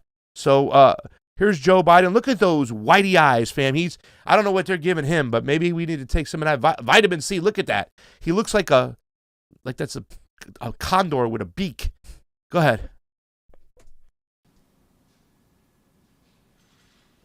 Follow, sir. You mentioned circumstances that must be horrific. The Customs and Border Protection Facility in Donna, Texas, I was there, is at 1,556% capacity right now with mostly unaccompanied minors. There are kids that are sleeping on floors. They are packed into these pods. I've spoken to lawyers who say that some of these children have not seen the sun in days. What's your reaction? What is your reaction to these images that have come out from that particular facility? Is what's happening inside acceptable to you? And when is this going to be fixed? Watch this answer. That's a serious question, right? Is it acceptable to me? Come on. That's why we're going to be moving 1,000 of those kids out quickly. That's why I got Fort Bliss opened up. That's why I've been working from the moment this started to happen to try to find additional access for children to be able to safely, not just children, but particularly children, to be able to safely be housed while we follow through on the rest of what's happening. That is totally unacceptable. Totally unacceptable, fam. once again playing the part like, no, I'm the guy here to solve problems. I'm problem solving Joe. It is totally unacceptable. Then why is it fucking happening? Yeah. You used it to criticize your predecessor left and right about the problems and whatnot. And he was also dealing with problems from your administration with your freaking Monroe Doctrine mentality of these kids coming up. Like fam talked about, Manuel Zelaya removed from his country in pajamas in the middle of the night. It's disgusting. He gets to preach as if he's doing anything different. He's not. They're fucking still in the same cages. You can call them info facilities. You can throw in their, rainbows and butterflies and unicorns. It is still the same thing, the same problem. And now you're pretending that you're solving it. And you're tricking some of these people who are idiotically voted for you just because of that, because they thought like, hey, maybe at least he'll be better for my immigrant community or my immigrant family. No, he won't. He won't. He hasn't been at all. And it's ridiculous to say that it's any different. It's the same shit, different word salad, more decorative and platitudey, but that's all it is. Yeah. It's just there's nothing of substance that is coming out for these people. And the worst part is the media isn't talking about that it's still happening. So a lot of these brainwashed people that watch mainstream media, they think Joe Biden is making a difference in immigrant lives. Why? Because they tout around like they are when they're doing absolutely nothing. And I hope most Latino people start realizing, stop letting them fucking tokenize you. Stop letting them use your identity. You ain't mitigating shit. And your immigrant identity to get votes and support for a fucking party that's done nothing for us except literally destroyed all of Latin America and restricted their resources and overthrown democratically elected leaders. And they're going to continue doing that because the United States is an empire that needs to feed its ravenous, freaking greedy warmongers at the very top. And that's what it is. And if you don't like it, oh well, that's the fucking truth. That's what it is. Period. That's what we are. We are an empire full of corporations. We are not a democracy. We are not a republic. We don't even abide by the Constitution of the United States. We have been denying people First Amendment rights, and now they're threatening your Second Amendment right. And the cops aren't going to help you. The immigrants aren't your problem. Your neighbor who thinks differently than you is not your problem. The problem are the people at the very top, and you need to start realizing that quickly. Yep. And it's disgusting the way the media just goes along with it and stuff. They set up these questions to really dupe the public. They just really give it to them. Like, you know what I'm saying? It's like, oh, and you know what I'm saying? They kind of present the question as Donald Trump was the problem, the last administration. It's Republicans that are the problem. It's not these guys. This is nice guy Joe is the reason why they're coming up with now. Oh, no, Joe Biden's there, and now we have to go because he's a nice president. And that's why they elected me to solve problems. That's a much malarkey. Is that a trick question? But what creates migrants? War. Yep. War-torn countries. And like we said right off the bat, the reason why Joe Biden will be worse in the areas he will be worse than Donald Trump, big tech, right? 16 mil given to Joe Biden, less than $1 million given to Donald Trump. We also said the military-industrial complex, Joe Biden's just going to hand them the keys and let them do what they want. You best believe they ain't pulling out of Afghanistan. Here's Joe with his cryptic bullshit talking about Afghanistan. Thank you, Mr. President. I wanted to ask you about Afghanistan. You face a May 1st deadline for the withdrawal of U.S. troops from that country. As a candidate in foreign affairs, you wrote that it is past time to end these forever wars. Can you commit to the American people that by May 2nd, the U.S. will no longer have forces in Afghanistan? The answer is that it's going to be hard to meet the May 1 deadline. Just in terms of tactical reasons, it's hard to get those troops out. So what we've been doing, what I've been doing, and what Secretary Blinken has been doing, we've been meeting with our allies, those other nations that have NATO allies who have troops in Afghanistan as well. And if we leave, we're going to do so in a safe and orderly way. We're in consultation, I say, with our allies and partners and how to proceed. And Secretary Blinken is meeting in Brussels this week with our NATO allies, particularly those who have forces there. And General Austin is just met with Kayani, and I'm waiting for the briefing on that. He is the the leader, quote, in Afghanistan and Kabul. And there's a UN-led process that's beginning shortly on how to mechanically get people, how to end this war. But it is not my intention to stay there for a long time. But the question is, how and in what circumstances do we meet that agreement that was made by President Trump to leave under a deal that looks like it's not being able to be worked out to begin with? How's that done? But we are not staying a long time. You just said if we leave. Do you think it's possible that we will leave? The question is when we leave. Do you believe, though, it's possible we could have troops there next year? I can't picture that being the case. Fam, there you have it again. We got to leave in a safe manner. Yeah. We got to. Yeah. It's always about protecting the troops. Leaving them there is they're in safety, right? You know, they're dying all the time. They're having to do disgusting things, which when they come back, they get PTSD and kill themselves and stuff like that. But we got to leave safely. Yeah. And here it is again, blaming Donald Trump. The deal wasn't good enough, whatnot, and we're gonna do we're gonna leave, but it's when we're gonna leave. Well, it's been 21 fucking years. Donald Trump was closer to leaving Afghanistan than Joe Biden. That is your legacy, Democrats. That is your legacy. That Donald Trump, the worst president, according to Democrats in modern history, that Donald Trump, the sexist, racist, misogynistic, Hitler, all these things that they called him. He was closer to leaving Afghanistan than freaking Joe Biden. And Joe Biden ran on this. He ran on saying, we're going to get out of Afghanistan. I promise you by May 1st. No. Oh, no, we can't just leave. They got to be safe, fam. We have to make sure everything's good. This is the same excuse we heard from Obama. It's the same exact excuse. I remember this has been happening for fucking decades. You're not going to tell me that this is any different or give another excuse. How dare you, some of you neo-progressives that only cover now Republicans coming and saying stupid things, or Marjorie Taylor Greene, or all the bullshit that you cover. Like, how are you going to tell me that this is mitigating damage? How are you going to tell me that continuing an Afghan war that is older than some of the people that were born, like come on, that are fighting there, go in there, yeah. There's 18-year-olds. They weren't even born when we were already at war with Afghanistan. This is fucking ridiculous. There is zero reason for us to be there. Yeah. Zero. And fuck NATO. Stop talking about NATO. Our allies, our NATO our allies. Come on, we know what NATO means. NATO means the Western interests of the empire. That's what it is. Who are non-NATO? Oh, Russia, Iran, Syria, Venezuela, Cuba. Yeah. Oh, the countries that refuse to let the boot of the United States empire come in. That's the reality. And let's call it what it is. Fine. That's funny. We talked about the cops and how much each one of those helicopters costs. Our guest talked about how much it costs, how much money of the budget, half of it is spent to harass homeless people. Yep.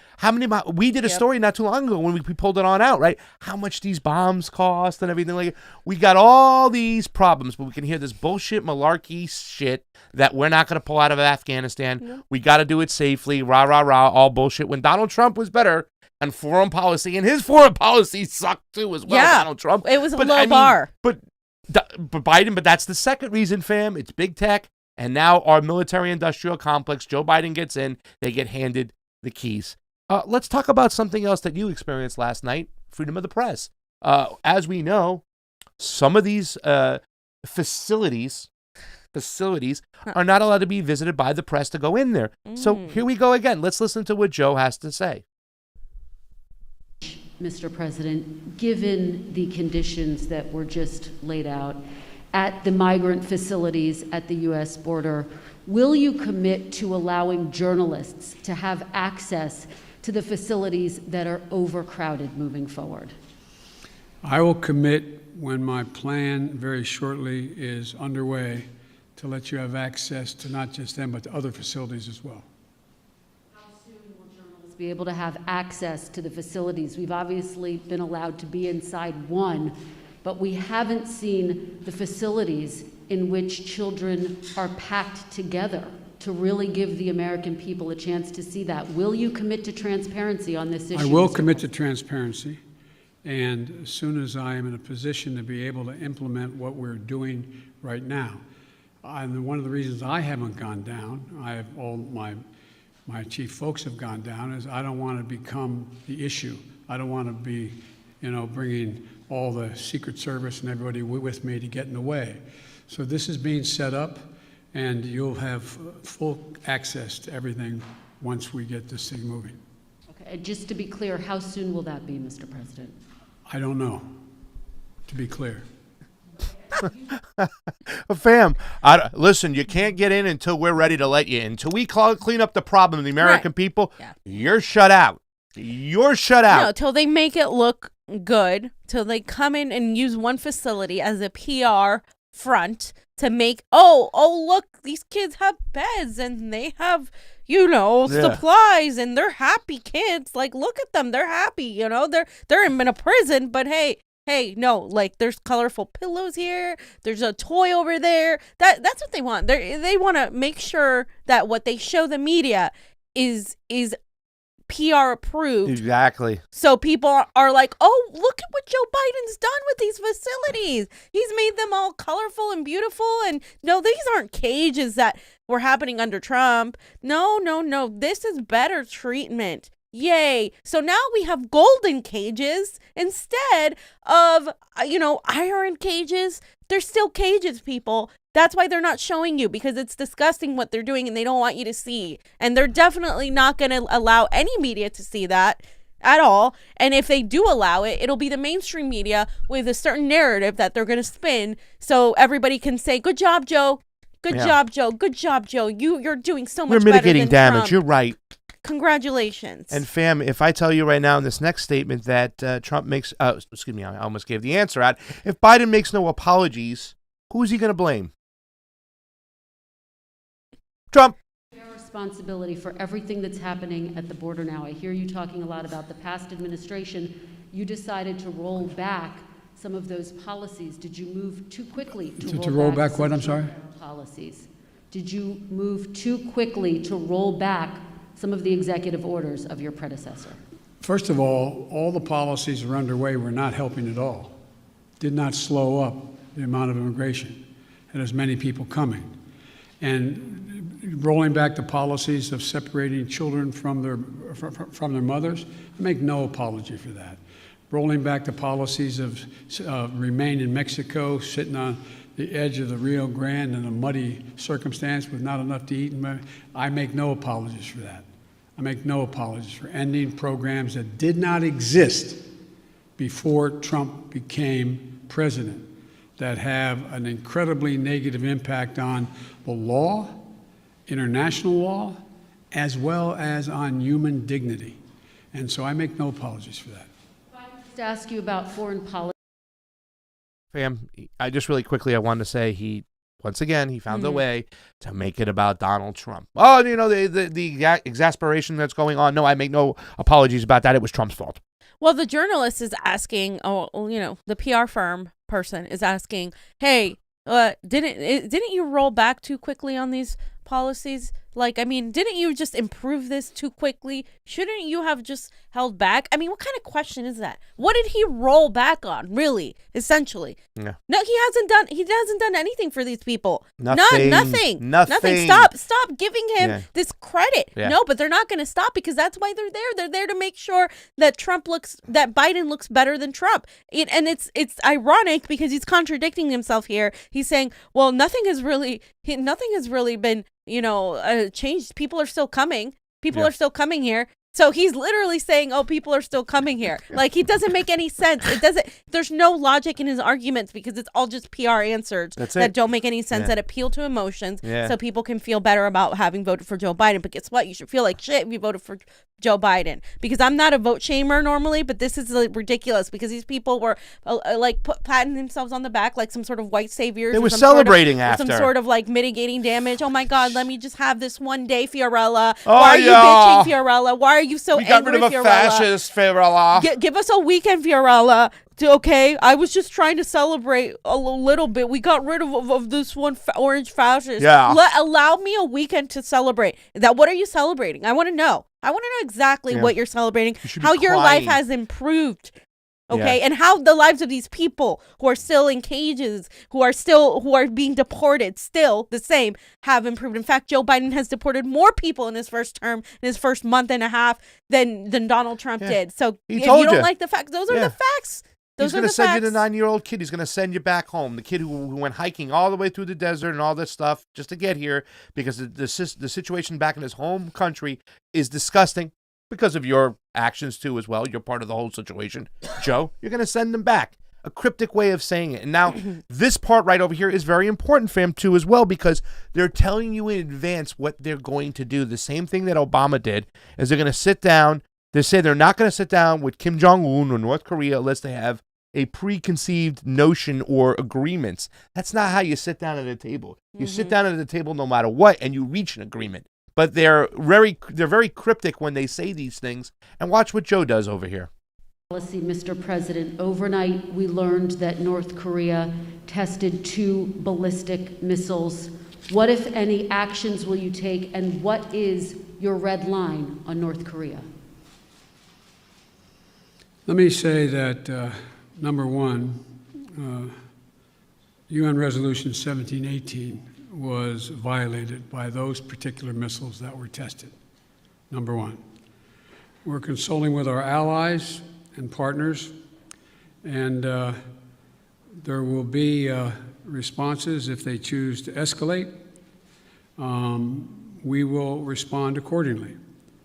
But I'm also prepared for some form of diplomacy, but it has to be conditioned upon the end result of denuclearization. So that's what we're doing right now, consulting with our allies. Just very quick follow-up. You only got another hour now, okay? Diplomacy, can you define what you mean? And former President Obama warned the incoming President Trump that North Korea was the top foreign policy issue that he was watching. Is that how you assess the crisis in North Korea? Yes. First of all, that was so hard to watch. Him reading off the paper the whole He's time. He's literally reading off the paper, guys. The go-to lines, we got to consult with our friends and allies. Make sure you agree with Obama, your best friend. We're not going to sit down with them unless they have conditions met before we sit down with them. Right. So that's just going to be an excuse to not sit down with them at the table. Right. This is the biggest issue there is out there. No, it's not. No, it's not. It's just to distract you from the other fucking bad foreign policy decisions they're going to make. Yada, yada, bullshit, bullshit, bullshit. Disgusting. Yep. And just him reading off the paper, too, which is so... It was hard. It looked like he was going to have a moment there. He was breathing heavy, whatnot. I mean... Yeah. Disgusting. So, fam, we talked about the 2 areas. I said it was big tech and foreign policy are the top 2 areas in which why Biden will be worse than Joe Biden. Why Biden would be worse than Donald Trump. And the third area you sound like is Joe Biden. Yeah, but the third area is the whole voting situation, because once again, they have weaponized identity to fight, to act like they are fighting for voting rights, voting issues, when they're not. They're really not even addressing the serious issues when it comes to our voting situations, and they keep hitting this back, and the media is just, once again, it's like that volleyball player who lays it up softly so that Joe Biden can spike down his bullshit hypocrisy. Here we are, voting rights. Let's listen to it. Thank you very much, Mr. President. I want to go back to voting rights. And as Yamiche mentioned, Republican legislatures across the country are working to pass bills that would restrict voting, particularly Democrats fear impacting minority voters and young voters, the very people who helped to get you elected in November. Are you worried that if you don't manage to pass voting rights legislation, that your party is going to lose seats and possibly lose control of the House and the Senate in 2022? What I'm worried about is how un-American this whole initiative is. It's sick. It's sick. Deciding in some states that you cannot bring water to people standing in line, waiting to vote. deciding that you're going to end voting at 5 o'clock when working people are just getting off work, deciding that there will be no absentee ballots under the most rigid circumstances. It's all designed, and I'm going to spend my time doing three things. One, trying to figure out how to pass the legislation passed by the House, number one. Number two, educating the American public. The Republican voters I know find this despicable. Republican voters. The folks outside this White House. I'm not talking about the elected officials. I'm talking about voters. Voters. And so I'm convinced that we'll be able to stop this because it is the most pernicious thing. This makes Jim Crow look like Jim Eagle. I mean, this is gigantic, what they're trying to do. And it cannot be sustained. And do everything in my power, along with my friends in the House and the Senate, to keep that from becoming the law. This makes Jim Crow look like Jim Eagle. Oh my God. Is this real life? Is this the fucking dimension I'm living in? Oh my God. Jeez. He further goes on. They ask him, well, what are you going to do to fight it? Johnny, we don't have to play that part. We can skip to the next, my predecessor thing. But I mean, I just want to say, number one, it's disgusting the way they're weaponizing racism to keep these elections non-transparent. They're not addressing the serious issues. They're cherry-picking certain things. HR 1 has some disgusting things in it. HR 1 is not a good bill. It's not a good bill, and he even said that he's going to work to pass HR 1. Yeah. So what does he do? He weaponizes the race issues within America where we've had suppression of voting, and it happens as well. We should absolutely deal with that, but we can't ignore the actual corruption and non-transparent election system we have either. Yeah. So you got to do both, but they're not going to do both. They're only going to weaponize and tokenize one in order to get people of color on their side. And they're not going to solve and make this at all any more democratic. Yes, I think it's wrong to have laws out there that ban water or pizzas being delivered to people who are waiting in long lines. But I also think we shouldn't have long lines. Exactly. How about that? Exactly. How about we focus on not having long lines, guys? Come on. Yeah. I mean, really, to tell you the truth, the thing that Melissa Michelson sent me the other day was I've read it before. I've actually added to it. It's like the 9 kind of changes we need to fix our elections, and there are some out there. But the main things are getting rid of major corporations that control our tabulation machines that are completely proprietary, which we cannot look at, and not have an open source system. Not having proper audits, making sure that these elections are very mellifluous. When you go to vote, it should be quick, easy, painless. I mean, what's his name? Clinton Curtis told us he wanted to interject a policy that said that if you wait longer than an hour, for every hour you wait longer than an hour, the county has to pay you $100. That will clean up shit quickly, because the Democrats also break the election system when it comes to the primary, and they're actually racist themselves. They move people of color into provisional ballots all the time, but when the general comes around, they look to fix that and do whatever, and they sit there and they act like they're the champion of the people, of the minorities who are trying to vote, whatnot. Listen, we have to do what we can do to make voting access and accessible for everybody, but we have to have integrity, and we have to have a chain of custody. That's very important. We have to have transparency. The way these elections are run, and the Democrats facilitate this shit as well, is very disgusting, and they're trying to hide behind the situation, saying that Republicans are the racist people who don't want people to vote, when there are a lot of Republicans in this country, fam. They just want a transparent, free system and make sure that it's I think the audible. people do, but some of the people in power do not want people to vote. Yeah. Of course not. I mean, but that was something we talked about too. Why did Donald Trump get more people of color to vote for him than any Republican since the 1960s? Because a lot of people out there, whatever race, religion, or creed they are, know that the Democratic Party is full of shit. And what support does Joe Biden have from Republican voters? None. He doesn't have support from Democrat voters. The Lincoln Project, that's what he's talking about. Get the fuck out of here, you Well, he has support from the establishment. That's it. That is, there are people that are pretty much Republicans who do support that mindset, but it's mostly people in the establishment, not necessarily the vast majority of voters. We got to go to my predecessor part, because he goes and he takes a shot, 33-14. He takes a shot at Donald Trump while also mentioning he makes some big news. So that's the 3 areas, by the way: big tech, military-industrial complex, elections. The Democrats are awful in elections, too. Don't kid yourself. They're terrible in the primary. And I hate when people say, well, he only cheated in the primary. He's not the general. Well, if you cheat a primary, by default, you automatically cheat the general. Bottom line. Once again, shot at Trump coming up and also the plan to run again. Then, on a related note, have you decided whether you are going to run for re-election in 2024? You haven't set up a re-election campaign yet, as your predecessor had by this time. My predecessor needed to. My predecessor. Oh, God, I miss it. Have you? No, an answer is yes. My plan is to run for re-election. That's my expectation. And then Okay. So he plans. So Kamala is upset now. She broke down. Well, that's in what tears. he's saying. Yeah, That's what he's saying. Yeah, but he's just laughing at Trump. Darling, everybody's laughing at you. Yeah. Like, this is ridiculous. Like, it's just. Yeah. Well, listen, I think we should skip the next two with the bipartisan Mitch and the filibuster because we're running pretty long here. You want to do it or? No, I was going to say, let's go to 3618 and just talk about, because it's a little bit more about why he said he'll run again. Just to let you know, guys, they talked a lot about the filibuster, made bullshit statements around that. Yeah, it gets really they're not boring. Going to do it. They're not going to do it. They were never going to do it. Yeah. The focus on the filibuster is stupid because it's just an excuse. Do what?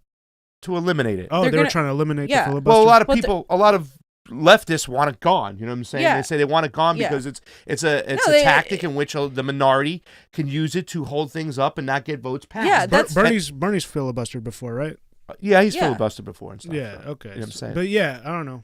I mean, really, to tell you the truth, once again, what is voting for? When the majority of the people want something to go, should the minority of the people find a way to stop it? You shouldn't have the filibuster, but the point is that they're using that as an excuse to not get it to continue to say, oh, we can't do this because they're just going to filibuster. 60 votes, and okay, stuff. So it's a dead-ended argument. You should focus on just fucking doing the things you need to do regardless of it. Stop using it as an excuse. Is my point. Yeah. So, the first time I did Crosstalk, fam, I did it about polling data, about pollsters, and I said it's bullshit what pollsters do. So here's a little bit. We're going to continue on the whole thing about him running again, and look at what he says as far as Joe Biden uniting the country, fam. You also just made some news by saying that you are going to run for re-election. I said that is my expectation. So is that a yes, that you are running for re-election? Look, I don't know where you guys come from, man. I've never been able to travel. I'm a great respecter of fate. I've never been able to plan 3.5 years ahead for certain. And if you do run, will Vice President Harris be on your ticket? I would fully expect that to be the case. She's doing a great job. She's a great partner. She's a great partner. And do you believe you'll be running against former President Trump? Oh, come on. I don't even think about it. I have no idea. I have no idea whether there'll be a Republican Party. Do you? I know you don't have to answer my question, but I mean, do you? I mean, look, this is the way I view things. I become a great respecter of fate in my life. I set a goal of this that's in front of me to get things done for the people I care most about, which are hard-working, decent American people who really having it stuck to them. I want to change the paradigm.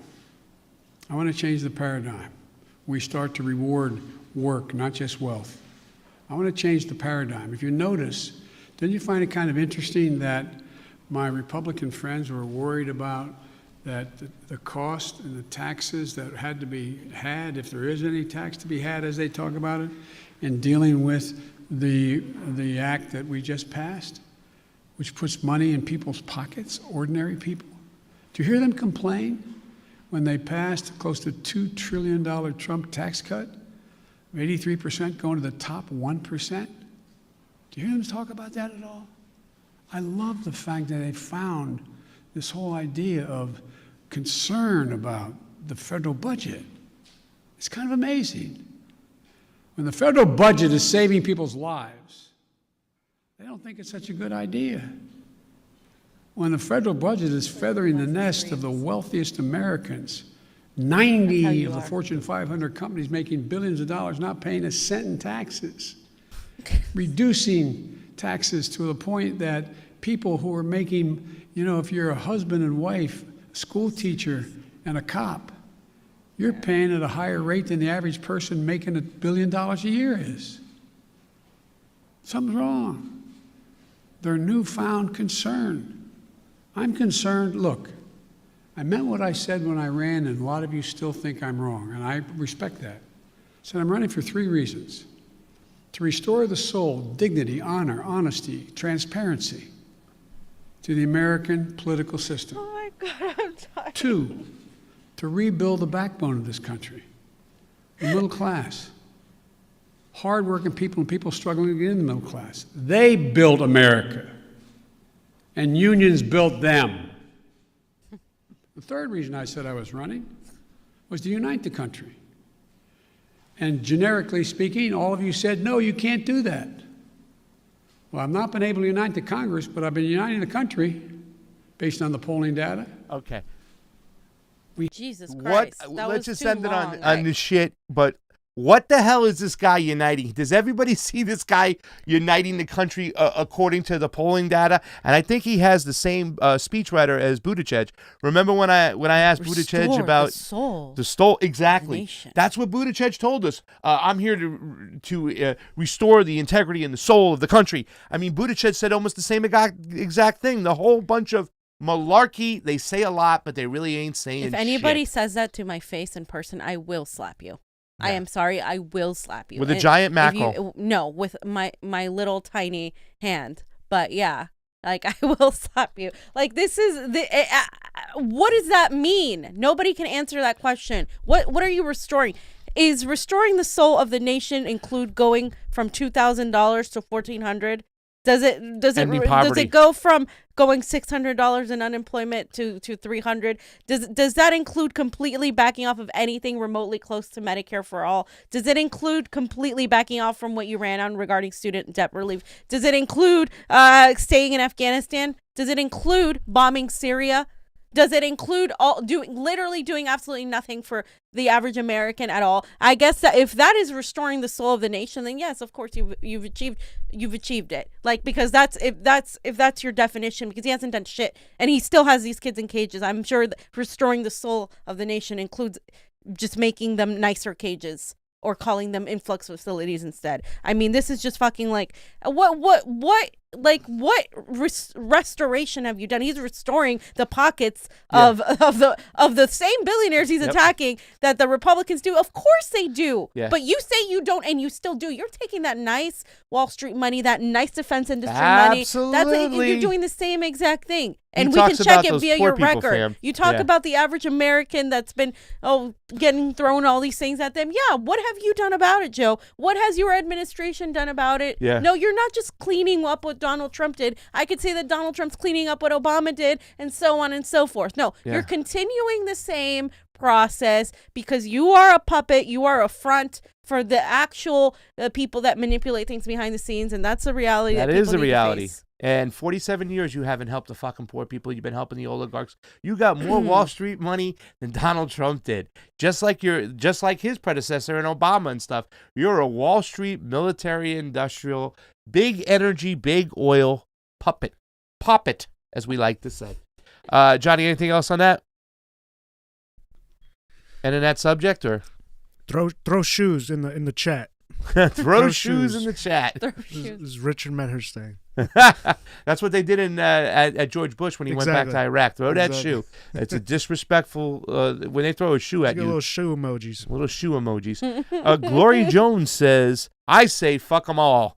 Can you see Glory Jones going putting a rose in front of a police officer saying, "I love you, police officer"? God. Not seeing that and stuff like that. She'll I don't know. Be like, I'm gonna fuck you. Yeah, I'm gonna smack your face. Glenn Cobes, thank you for the Super Ray. We can only try to wake up our friends. Well, Glenn, they've been sleeping and they've been sleeping hard. They got a deep spell on them. They bit that apple and they're in that whole trance because all they say is they're mitigating damage. Orange Man bad. They had to do this. No, they did not. This guy was dangerous because he's not in charge. Like Fam said, it's the people behind the scenes now who are controlling everything.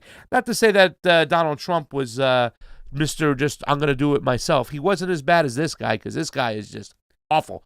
Eric Benitez, thank you for the Super Ray contribution, and it's always appreciated on the couch. 90 people, by the way, on Rokfin. Ooh, we have almost 500, more, right? more. We have 471, so come on back in, and we need 10 more people. Thank you for the love, fam. It's your friend Emblem Fate. I'm going to let you read it. Emblem Fate, fam. Emblem Fate, go ahead and read. There's an old Malcolm X quote. The media can make you love and hate the Russians, the Chinese. Nothing else has changed. That's exactly who they make us hate now. The media is a danger to the people. Malcolm was right, and the media needs to go. Mainstream media needs to go. Yeah, I mean, yeah, he was talking about, they'll make you hate the oppressed, and they'll make you love the oppressors. Exactly. That was the big quote. That's true. Yeah. At BX Kami, I love that name.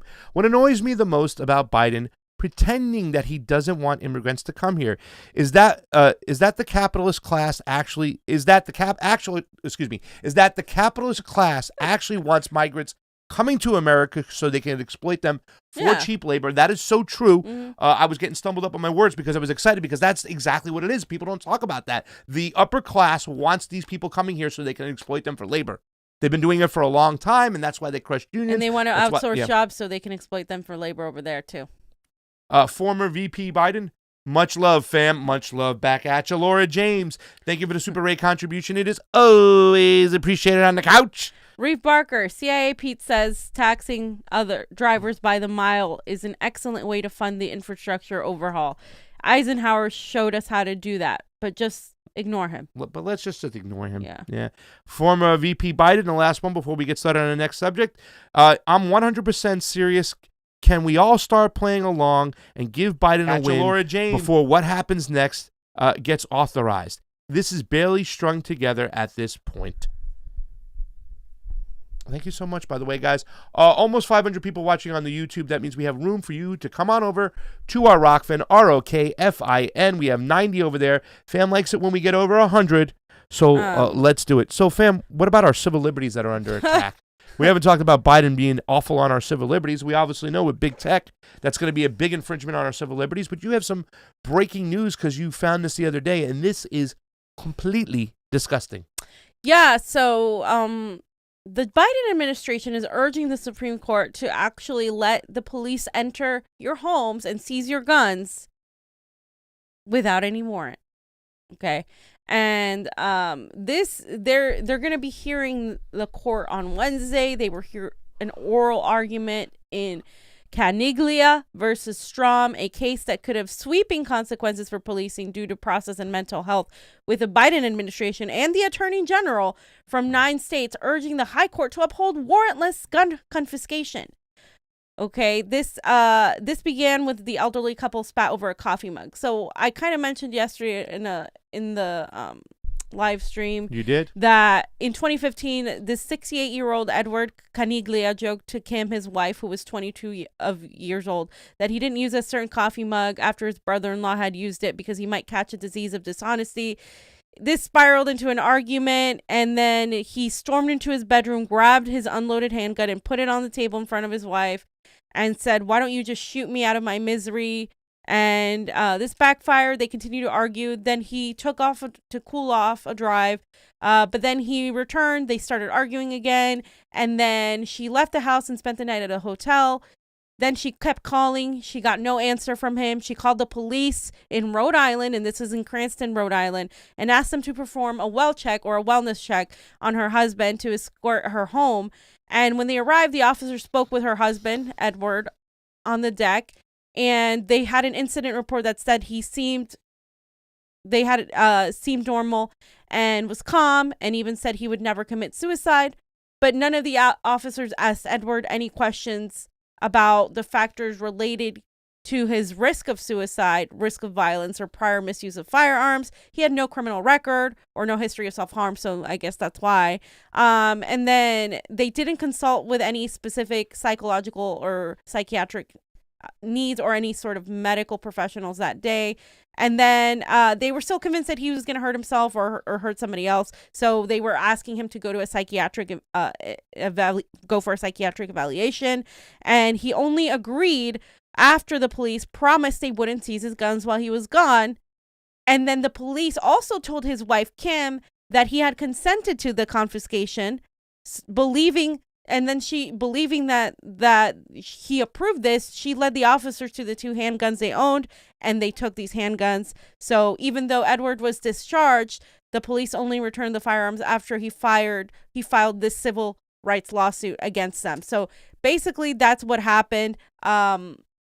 That's what they're using this, and the Biden administration is basically saying, like, no, this is this has to be a thing because it's pretty much like pre-crime, because he could have potentially hurt his wife and blah, blah, blah. Right. And like, but they didn't do any psychiatric evaluation. They just like forced him to sign himself into a facility, and they lied to him and his wife to allow the gun seizure. And that's pretty much what they're using in this case. And so it's crazy that this is happening. I mean, the Biden administration we knew was going to be really bad when it came to our civil liberties. We knew it was going to be bad when it came to big tech, the marriage between big tech, these social media platforms, and of course the government.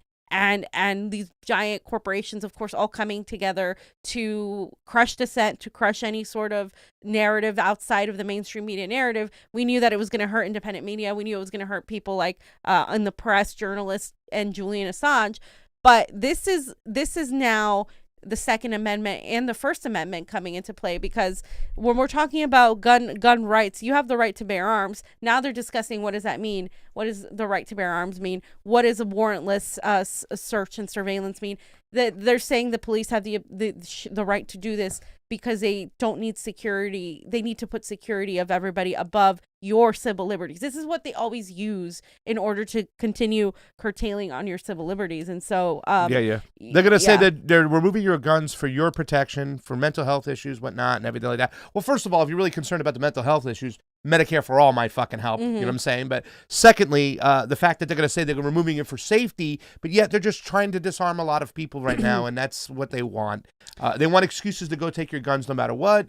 And unfortunately, and I used to be there, but now I am not, and we talked about our civil liberties. It's going to be disgusting. This is very much like when we were on Kit's show, we talked about Mayor de Blasio giving the police the right to go and shame people for talking bad against Asian people, whatever. Like, they're going to knock on their door and start. It's like, whoa, what are you doing over here? You're kind of escalating a bad situation over here. You're actually laying the groundwork for a disaster to happen. This is much like it again. It's a very pre-crime mentality, and it's disgusting that we're even talking about this and stuff like that. They can't remove anything without a warrant. That's why we put it in place. You go get a warrant.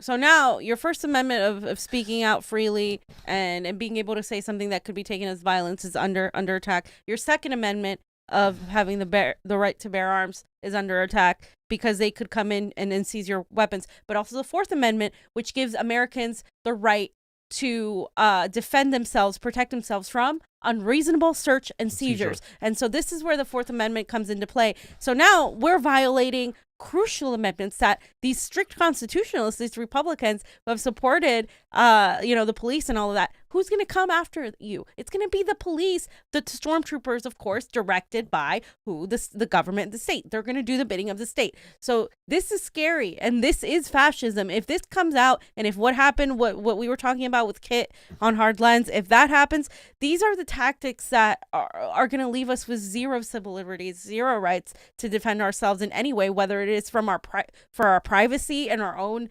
desire to have a private life, or any sort of weapons you may have, or any sort of ability to speak out against these invasions of privacy.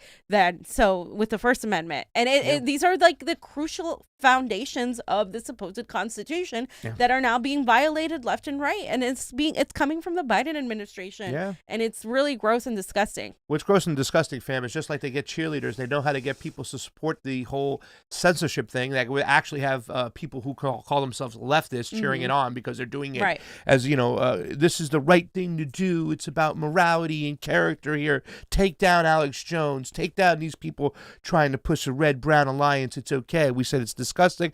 They're going to find people to cheer on this too as well. Right. And that's really, really bad. Because they're going to say it's a bunch of right-wingers and these white domestic terrorists. They know their audience. To take their guns. They know who they're pandering to. We need to protect all these people. Look, they're using this because of what just happened, right, with the shootings of not only by the Syrian man, but it's just like there's multiple shootings that have been happening, and that's what they'll use. You know, the attacks on Asian people, all of these things. Oh yeah, we have to allow this. I mean, what do you? If I don't have guns, I don't like guns, I don't need guns, and or whatever. Or they're gonna say, well, it's only gonna affect the people who are, you know, evil and mentally ill and all this stuff. No, they could deem me mentally ill tomorrow. Exactly.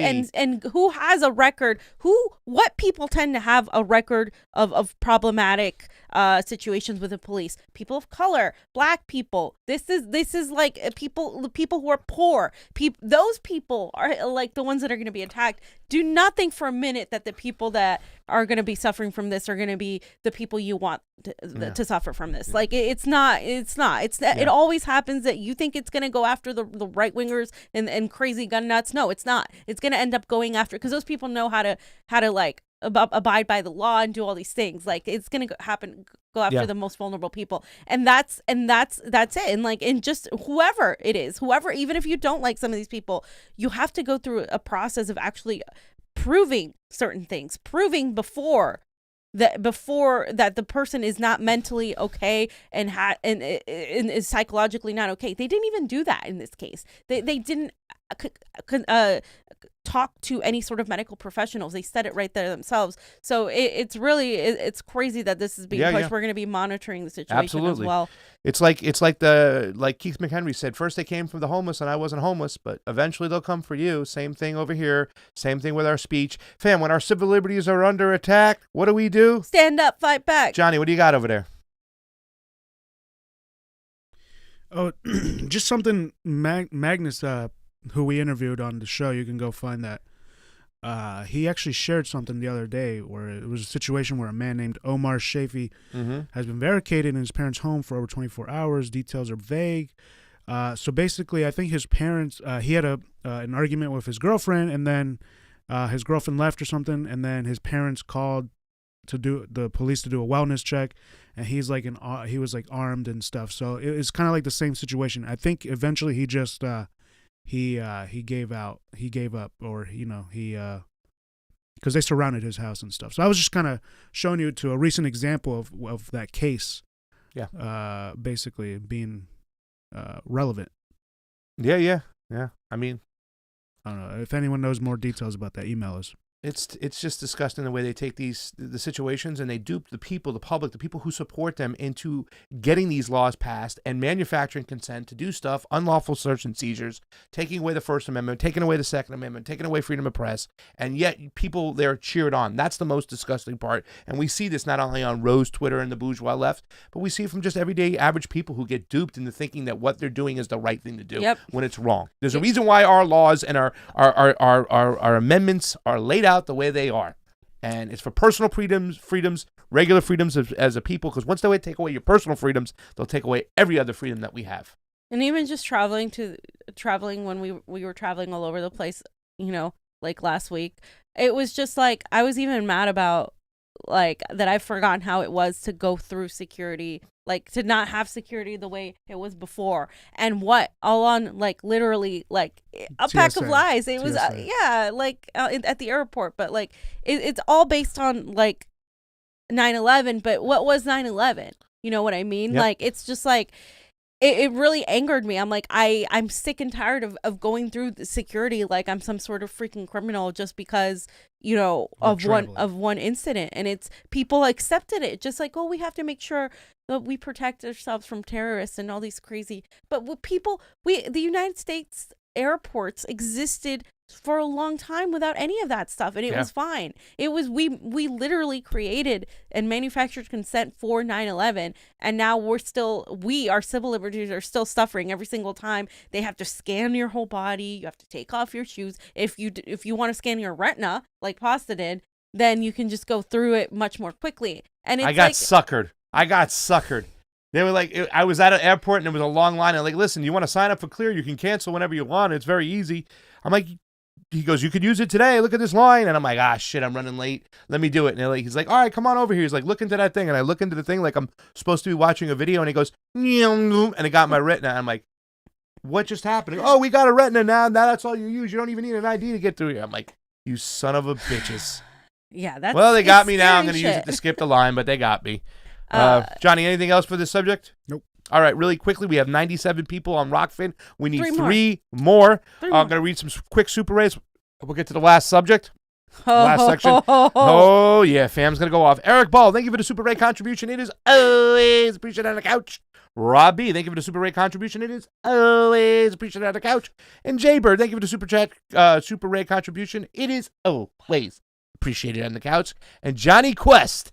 Johnny Quest? That's Jonny Tsunami's cousin. Johnny Quest says, fucking love you guys, man. Real progressive media. 97 Johnny watching Quest. over there, almost 500 over on the YouTubes. Get Johnny on over. competition. Let's get over 100 people. Johnny Navigation yesterday. Johnny Navigation. You know, stuff. when he was talking to the police, sometimes I'm like, don't be Johnny Instigation. No, he was being nice. I mean, all our experience out there now, you guys know what's going on. You know how to talk to the cops and what's going on. So, all right, let's do this. Last subject. What do we got, fam? All right, so I want to go through this. Specifically, I have the actual interview linked, and then we'll show Misty's tweet after we're done. But I just wanted to put the actual interview. This is from World Socialist website did.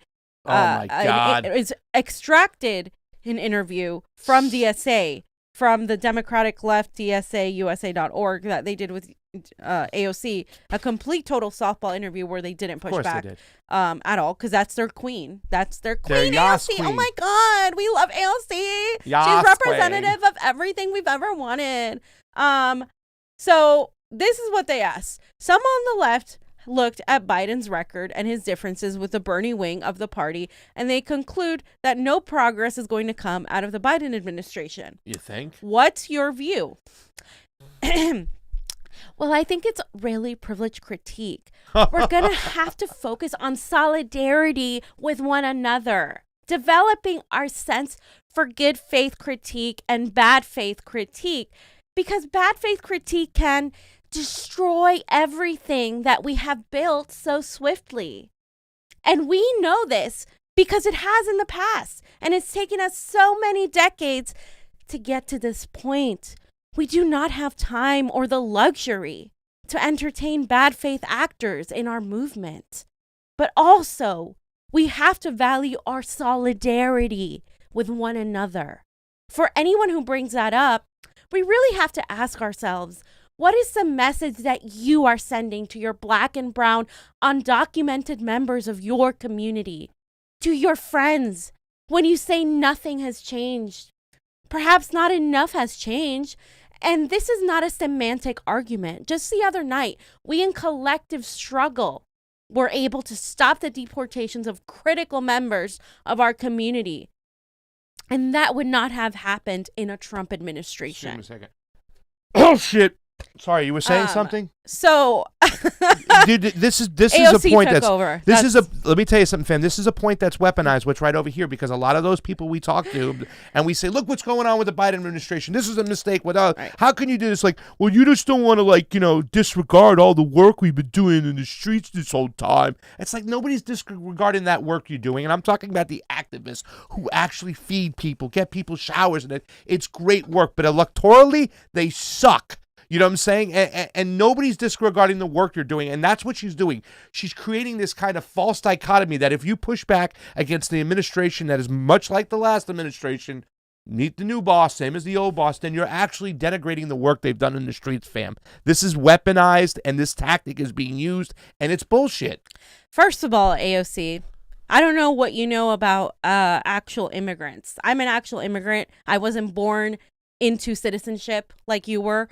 I had to actually get citizenship. It was a process. I love how she speaks out of her like for Black and brown communities. What has Joe Biden done for Black and brown communities? Oh, let me tell you, the 1994 crime bill, the Patriot Act. Guess who suffers most from these disastrous bills? It's Black and brown communities that you fucking go and say that Joe Biden has helped. And you're not only saying that he has helped, you're calling people who constructively criticize the Biden administration bad faith actors. And she's calling us all, people who have been critical of the Biden administration, bad faith actors and people who shouldn't be in this movement. She's talking about Jimmy Dore there. You are not, exactly. Yeah. You are not in our movement, AOC. You are not part of this movement. At all. Yeah. You are part of the establishment, and you have shown your true fucking colors in it as being part of the establishment. When you sit down and say you have bad faith attacks, what bad faith attacks are we pointing out here? We're pointing out the fact that Joe Biden lied about the $2,000,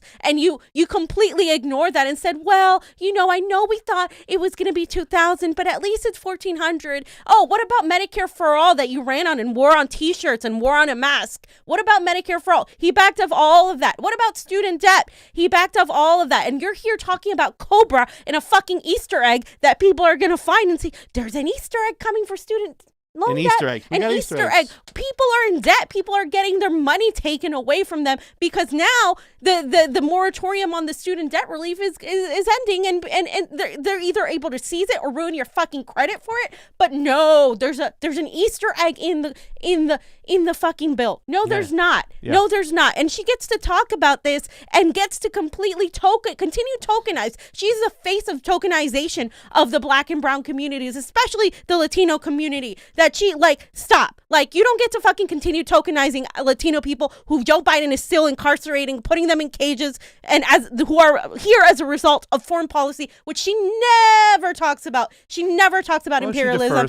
She defers to caucus leadership on Venezuela. Of course, yeah, no, we're not going to let that go, guys. We're not, because if I know about foreign policy, she should know about foreign policy. She should know about the situation in Venezuela. The fact that she gets to say this and tokenize these people to say, no, we need to be careful of how we criticize the Biden administration. Well, yeah. She sounds like Hillary fucking Clinton. She sounds literally like every other establishment Democrat here running PR, running interference for the Biden administration. That's what she's fucking doing. And she's doing it at the expense of these communities that she's tokenizing to trying to say, oh no, if you have any sort of criticism of the Biden administration, you're not thinking about these communities. You don't care about these communities. Yeah. No, it is you who doesn't care about these communities. She's actually gaslighting us and telling us that we don't care when we're pointing out the actual situation that's going on, because we know that there's no difference between a Biden administration and a Trump administration, and she's telling you that there is, and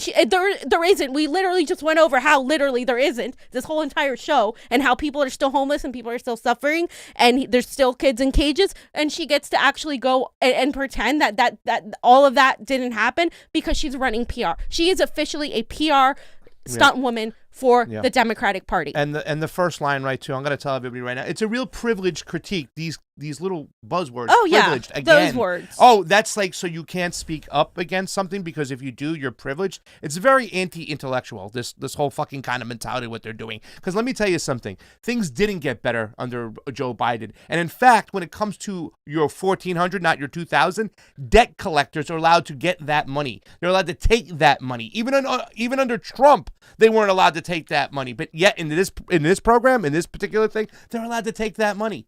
You know what I'm saying? People are allowed to start hunting back, ruining your credit. My credit's already dropped right now because I was waiting and hoping they would do something for small school loan debt. They're not. But, I mean, telling people that it's privileged, it's such a, what's the word, tactic? It's such a bullshit tactic that they're using, whatnot. Yeah, it's very intellectual, so you can't speak up against it. No, it's not even anti-intellectual. It's actually privileged of her to say that. It is a privilege to not criticize Joe Biden because you're fine under Joe Biden. That's fine. You're getting your money now. Yeah. You're getting your gigs and your covers on Vogue and all this shit that you're getting, but nobody else is getting that. That's why it is a privilege critique against the movement, AOC, to say that Joe Biden, you can't criticize Joe Biden, that these are bad faith arguments. They're not at all. That is what's privileged. She is being privileged here, and she's gaslighting, calling everybody else fucking privileged. And by the way, that didn't end there. The guy says, thank you.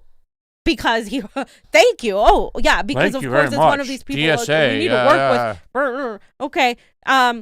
And she says they were just on the belt ready to go. And you just cannot say that nothing will change.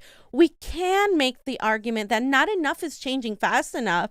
And these really are not nitpicking questions or semantics, because this is how the language that we use communicates to individuals who is included and who you consider a person. When you say, quote, nothing has changed, you are calling the people who are now protected from deportation no one. Wow. And we cannot allow for that in our movement. That's not a movement that I want to be a part of. Well, you're not.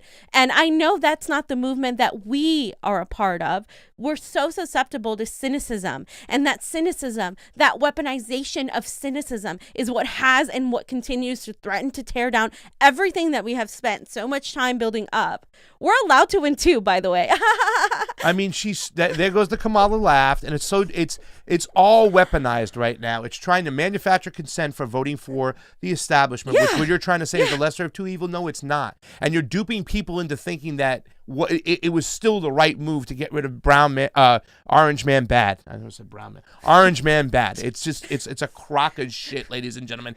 I said this before. AOC is the most dangerous congresswoman out there. She is, because she's got a lot of people duped, through sycophancy and all this other thing that are going to actually believe this shit and justify what's going on. And these are people like, oh, we're doing the work. No, you ain't doing shit. You don't know anything about power. You don't know how to deal with the people who have power, and you're being duped. How is I wonder what how can Nina Turner say that the squad didn't abandon us? Yeah. This is right here. She's abandoning us. She has already long abandoned you. She has abandoned all of you. And she's once again tokenizing, saying, if you are calling the people who are now protected from deportation no one, we cannot allow that in our movement. Are you kidding me, AOC? Do I need to show you facts, or have you not been paying attention? What have you been doing? Literally, Joe Biden deported more people than Donald Trump did in his first 45 days. Like, this is a fact. Joe Biden is deporting more people than Donald Trump did. You just don't know about it because you're hearing mainstream media. You don't talk to independent media. She doesn't talk to independent media. She talks to mainstream media, period. Well, she talked to independent media to get her elected, but now she just, like right now, no, she's not talking to them at all. Yeah. So she's completely lying to you. She's lying and saying that, no, how if you're going to say nothing has changed, then you don't care about these people getting deported. She's weaponizing people's emotions and gaslighting them to make them feel bad, to say, oh, okay, well, that hasn't changed at all. That hasn't changed at all. She's literally lying to you, and she's saying people that criticize her and criticize the Biden administration and criticize Democrats as a whole, because she's speaking on behalf of the Democratic Party, are people that we don't want in this movement. She's dividing, creating a line here and saying, I don't want to be a part of that movement of those people, and those people are not in this movement. You're not in this movement, AOC. You're not for the people at all. And you just literally laid it out exactly why you are not a part of it. And the whole interview, she just talks about bullshit. It's just a PR stunt for the Democratic Party. And who gave this interview again? It was a DSA that gave her the interview. DSA members who allowed this bullshit to go on. You completely changed from what you stood for. Well, thank you for giving the interview, exposing her. Yeah, exposing yourself too, you idiots. And what was it, the World Socialist? Those same jerk-offs, right? Well, no, the World Socialist website is criticizing her. Oh, wow. Yeah. It's about fucking time. No, they've been pretty critical of her. They're just really bad on civil liberties. They suck on a lot of other things. They're really bad on civil liberties. They're really anti-Democratic Party, though.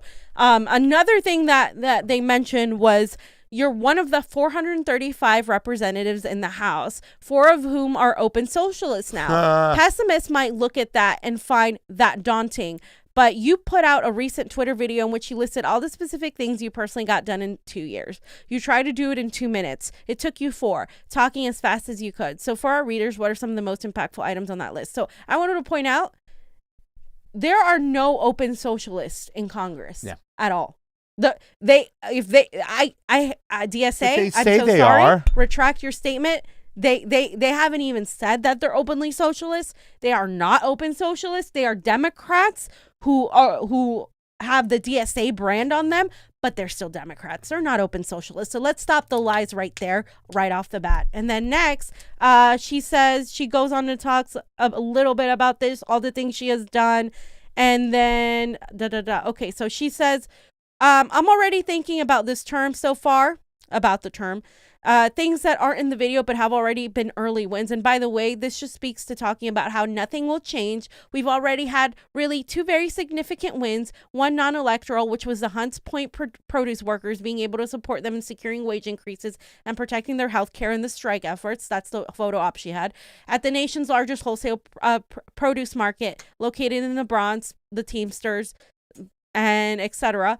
And they won the $1.85 an hour raise after striking. Big win. The reason I bring this up is because I do not believe that they would have had the structural and community support they were able to generate if we hadn't been building momentum on both electoral wins and non-electoral wins. You know, if Joe Biden didn't win the presidency, that would have been a harder strike. Please. Okay. Please. Even though they don't seem connected, there is something to be said about the morale of seeing your actions manifest into change. I don't know if as many elected officials would have shown up if they didn't feel like more people weren't paying attention. And so to have that institutional support for their demands really allowed the community to rally around, along with the on-the-ground support that DSA provided. Okay, so she's talking about how if Biden hadn't won, that wouldn't have happened. Are you kidding me? When Donald Trump was president, there was all these people out in the streets protesting because he was the obvious figurehead, the obvious orange man bad, the obvious like blatant crass guy that would talk about immigrants, that would talk about people fighting for BLM, calling them thugs, calling them the Antifa. Like that's what got people in the streets to oppose that. So no, you're not going to tell me that it would have been different under Trump. In fact, it might have been worse. People might have gone out even more. So what the things she is saying are not just stupid and ignorant, but they're entirely false. She is literally lying to people in that interview. And that interview was done in January. And like it's almost April and I didn't see it, like, because I don't read DSA's bullshit. So I and then the World Socialist website took it and put it in its own article criticizing obviously her and DSA. And you can show Misty's tweet. I think you put it up. You put it up right here. Your Yas Queen is your Yas trash. Queen is trash. And she pointed out this is fucking disgusting. Fuck this bench. Yeah. I mean, just the fact. She says, dipshits, why do you criticize progressives more than Republicans? Oh, I don't know, dipshit. This Gestures is why. wildly. This is what right here. Here's the little meerkat monkey thing. I'm pointing it out. This is why, because these people are far more dangerous because they have people duped. Yes, they are. She is the next generation of Nancy Pelosi's. I told you, she is Obama. She is the next Barack Obama. I said this months ago. Okay, I'll be taking my apologies too in messages from people who said that I was being too harsh on her, who said that to Niko, who was one of the first people to go after her. Like, we'll be waiting for the mails and mails of troves of apologies for people who said that we were too critical of AOC. This is who she is. This is who she's gonna be. She's already shown you her true colors. She's not fighting at all. There you go. That's me right now. That's me. What? It's a monkey, right? It's a monkey. Yeah, it's a cute little monkey. Aw. Yeah, but look, dude, I'm this gonna is name why. her Molly. This is why, dude. Like, seriously. Dude. These people are far more dangerous because they get the progressives to fall in line into the Democratic Party. Like I said, it took one election cycle for these freaking half of the Bernie movement or more to actually become the next generation of liberals, continue pushing, hailing AOC, talking about AOC 2024, talking about AOC running for governor, all this bullshit that they're doing. What has she done for you intangible? She hasn't done shit except turn the idea of socialism into a neo-democratic, neoliberal party agenda. That's all it is. She's just made socialists look really bad because she's not a socialist, and she goes around getting attacked by the right. She's this commie AOC. They think that's what a socialist is. She's not a fucking socialist. Stop calling her that. Stop insulting us. Yeah. Jesus Christ. And for all you people who think that she's going to win in 2024, have fun with that. She has zero populist support. I will right make it my mission to ensure she does not. Well, she doesn't have populist support anymore. It's gone out the window because they know she's full of shit. People aren't as dumb in America as you think they are. You know, there are some dumb people, but for the most part, people are onto her shit and they're gonna figure it out. She doesn't have populist support. All the you left is neo-progressive, done to her shit, like the actual left, but a lot of the neo-progressives liberals are just her. all they're into it, and the liberals are loving her now because she's getting in line, and she talks about just bullshit all the time. They've Doesn't talk about always any loved her, serious policy position. She never makes a comment about foreign policy. In fact, she can call the Nothing. same bombings for Biden different. She won't even comment about him. But when Trump does them, he's a mad king getting out of line. She hasn't said That's a how goddamn bad. word about fucking Syria. Nothing. Zero. So, Not even a little comment. Nothing. Yeah. She hasn't said anything about Syria. So when she says things have improved, when you say things have improved, AOC, you're completely leaving out the Syrians that just got bombed.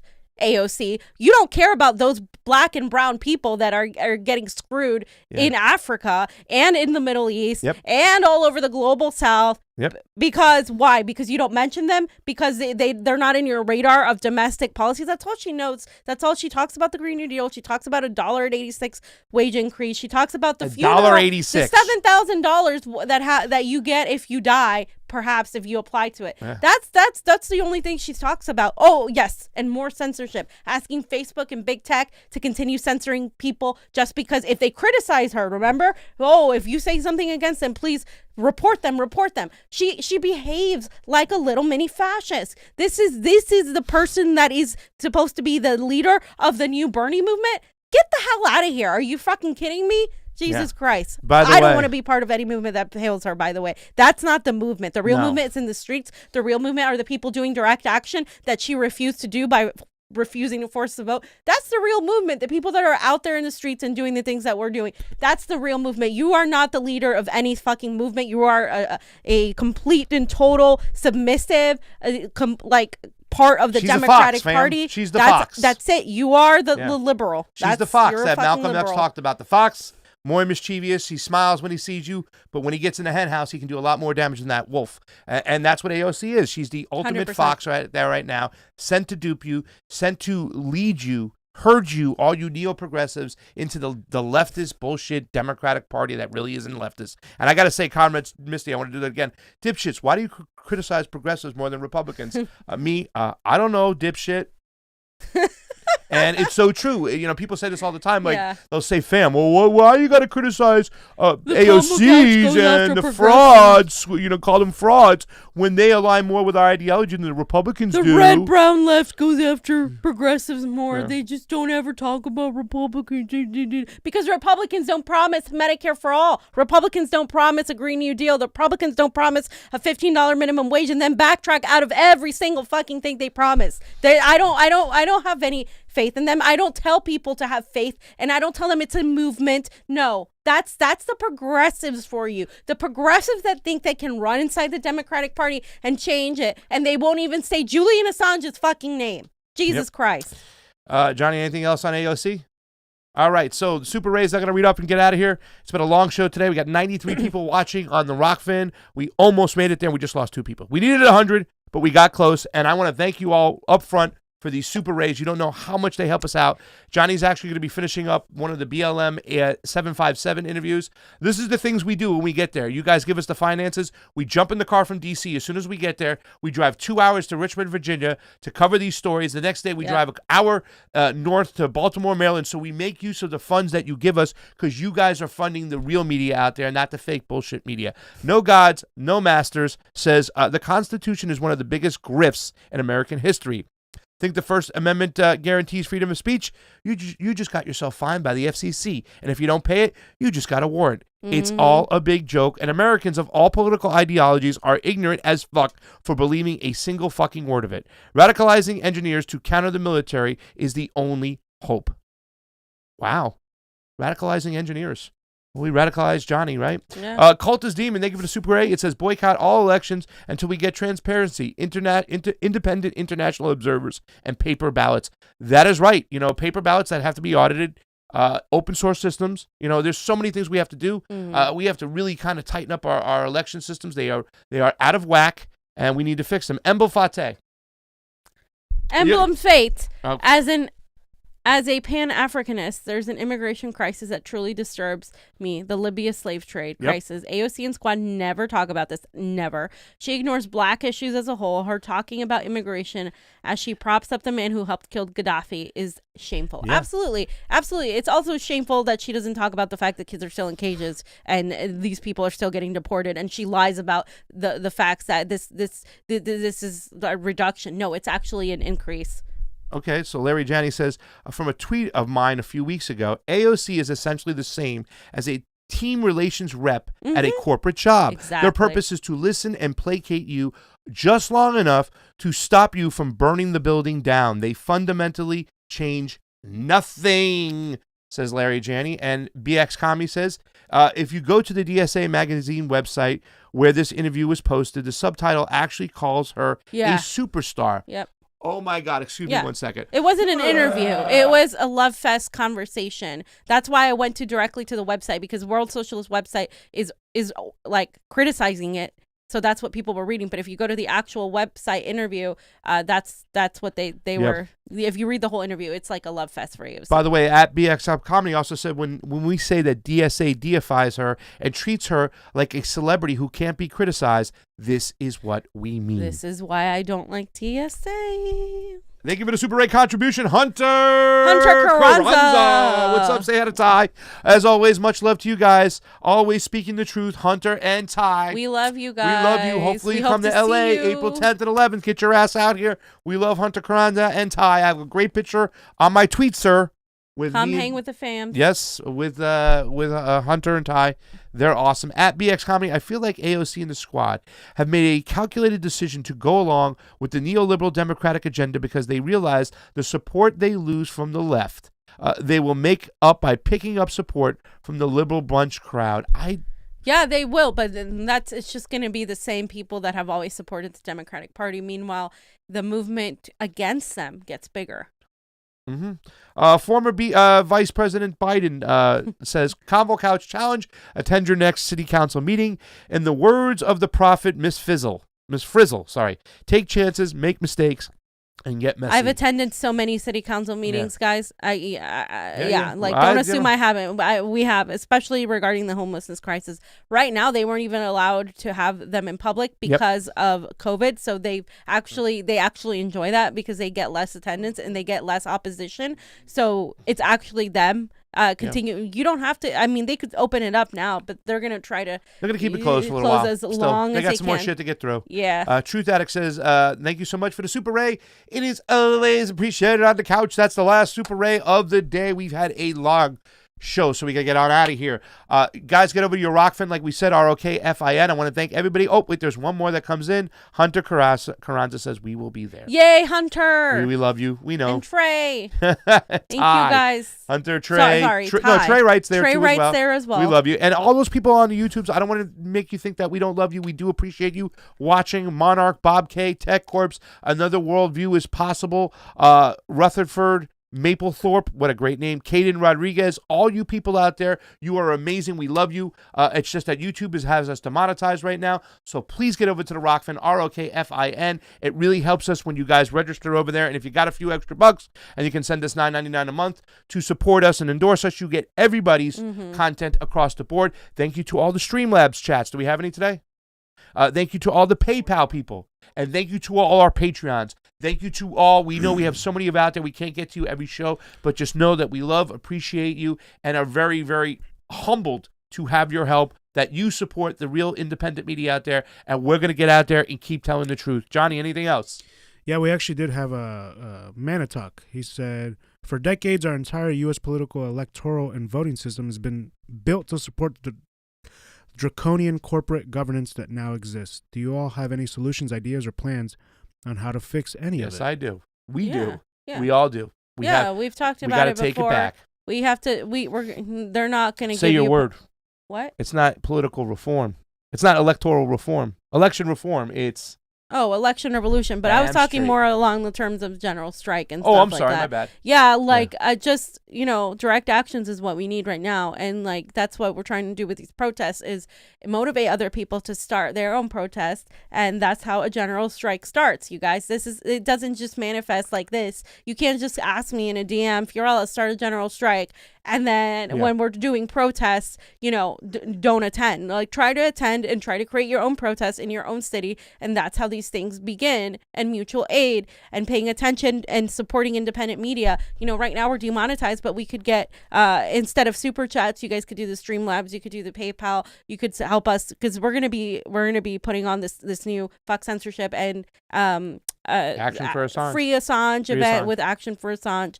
And it's important because it touches every single issue that we care about, and we're going to continue drawing those parallels because I think still people don't get it. Like we're in a fascist state, we live in a fascist state, and that hasn't been ever more clear in the last 2 days than in the last 2 days. And it's important that people realize like we're not going to vote our way out of this. The electoral process isn't going to work. People like AOC are there to continue to manufacture consent for the Democratic Party and their neoliberal ideology to help get you guys back into the Democratic Party instead of in the streets and helping each other through mutual aid and taking direct action. The homelessness crisis isn't going to be solved by voting in more AOCs. Look what they turn to. That's not going to happen. So instead of doing that, we have to really, really, really take that power back. They're not going to give you power. Mm-hmm. You have to take it. You have to demand it. And that's what we plan to do. Yep, that's it. Johnny.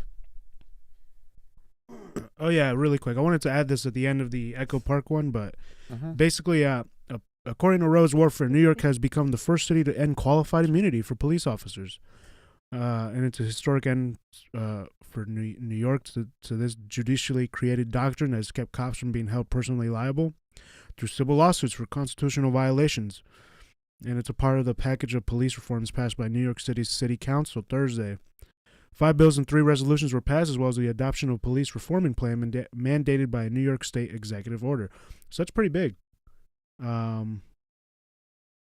Included in the legislation is allowing the Civilian Complaint Review Board to investigate cops with histories of bias and racial profiling complaints, and enables the board to have final authority on discipline for officers. So yeah, that's good. So we gotta see who's on that board. Yeah. Because that's a huge part of it. The police investigating themselves. So previously, the police commissioner could ignore the recommendations of the civilian board, but no longer. That's awesome. Other legislation passed includes mandating a quarterly report on all traffic stops. The Department of Transportation taking over investigations for all crashes involving serious injury and requiring new officers to live within city lines. Press passes for media outlets will now be issued through the Mayor's Office of Media and Entertainment instead of by the NYPD. That's interesting. Yeah. Wow. Yeah. All right. So if we ever get to New York, we're going to get our press pass. And then real quick, I just wanted to show in France also that there's massive direct action going on. French farmers demanding fair prices for their produce. Hundreds of tractors rolled up to the government buildings to dump shit on them. That's awesome. In the college town of Clermont-Ferrand. So the French know how to protest. Yes, they do.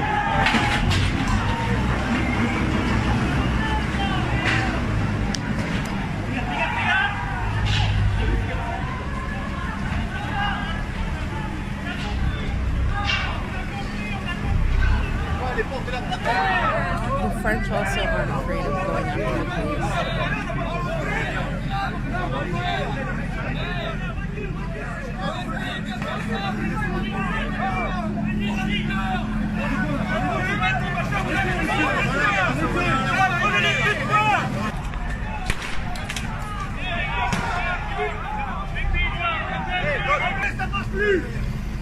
Là, vous bloquez ici.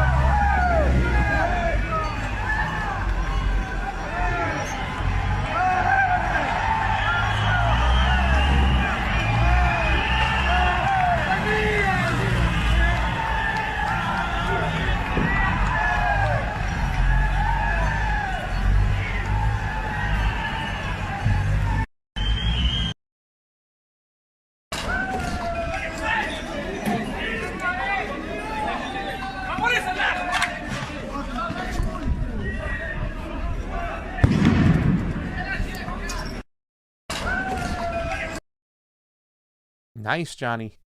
So yeah, I just wanted to show what's going on. Wow. No Gods, No Masters said, don't make a protest public Facebook event unless you are using a sock account created while using a VPN to hide your IP. I cannot stress how important this is. So, yeah. All right, guys. Thanks so much for watching and tuning into the live stream. Yep. We'll see you next week, Monday. Yep. Maybe I'll do something be on the here and lookout for there. the new videos being dropped out pretty soon, too, as well. For Pasta Jardula Fiorella and Johnny Sue on those 1s and 2s. Convo out. We love you all. Peace.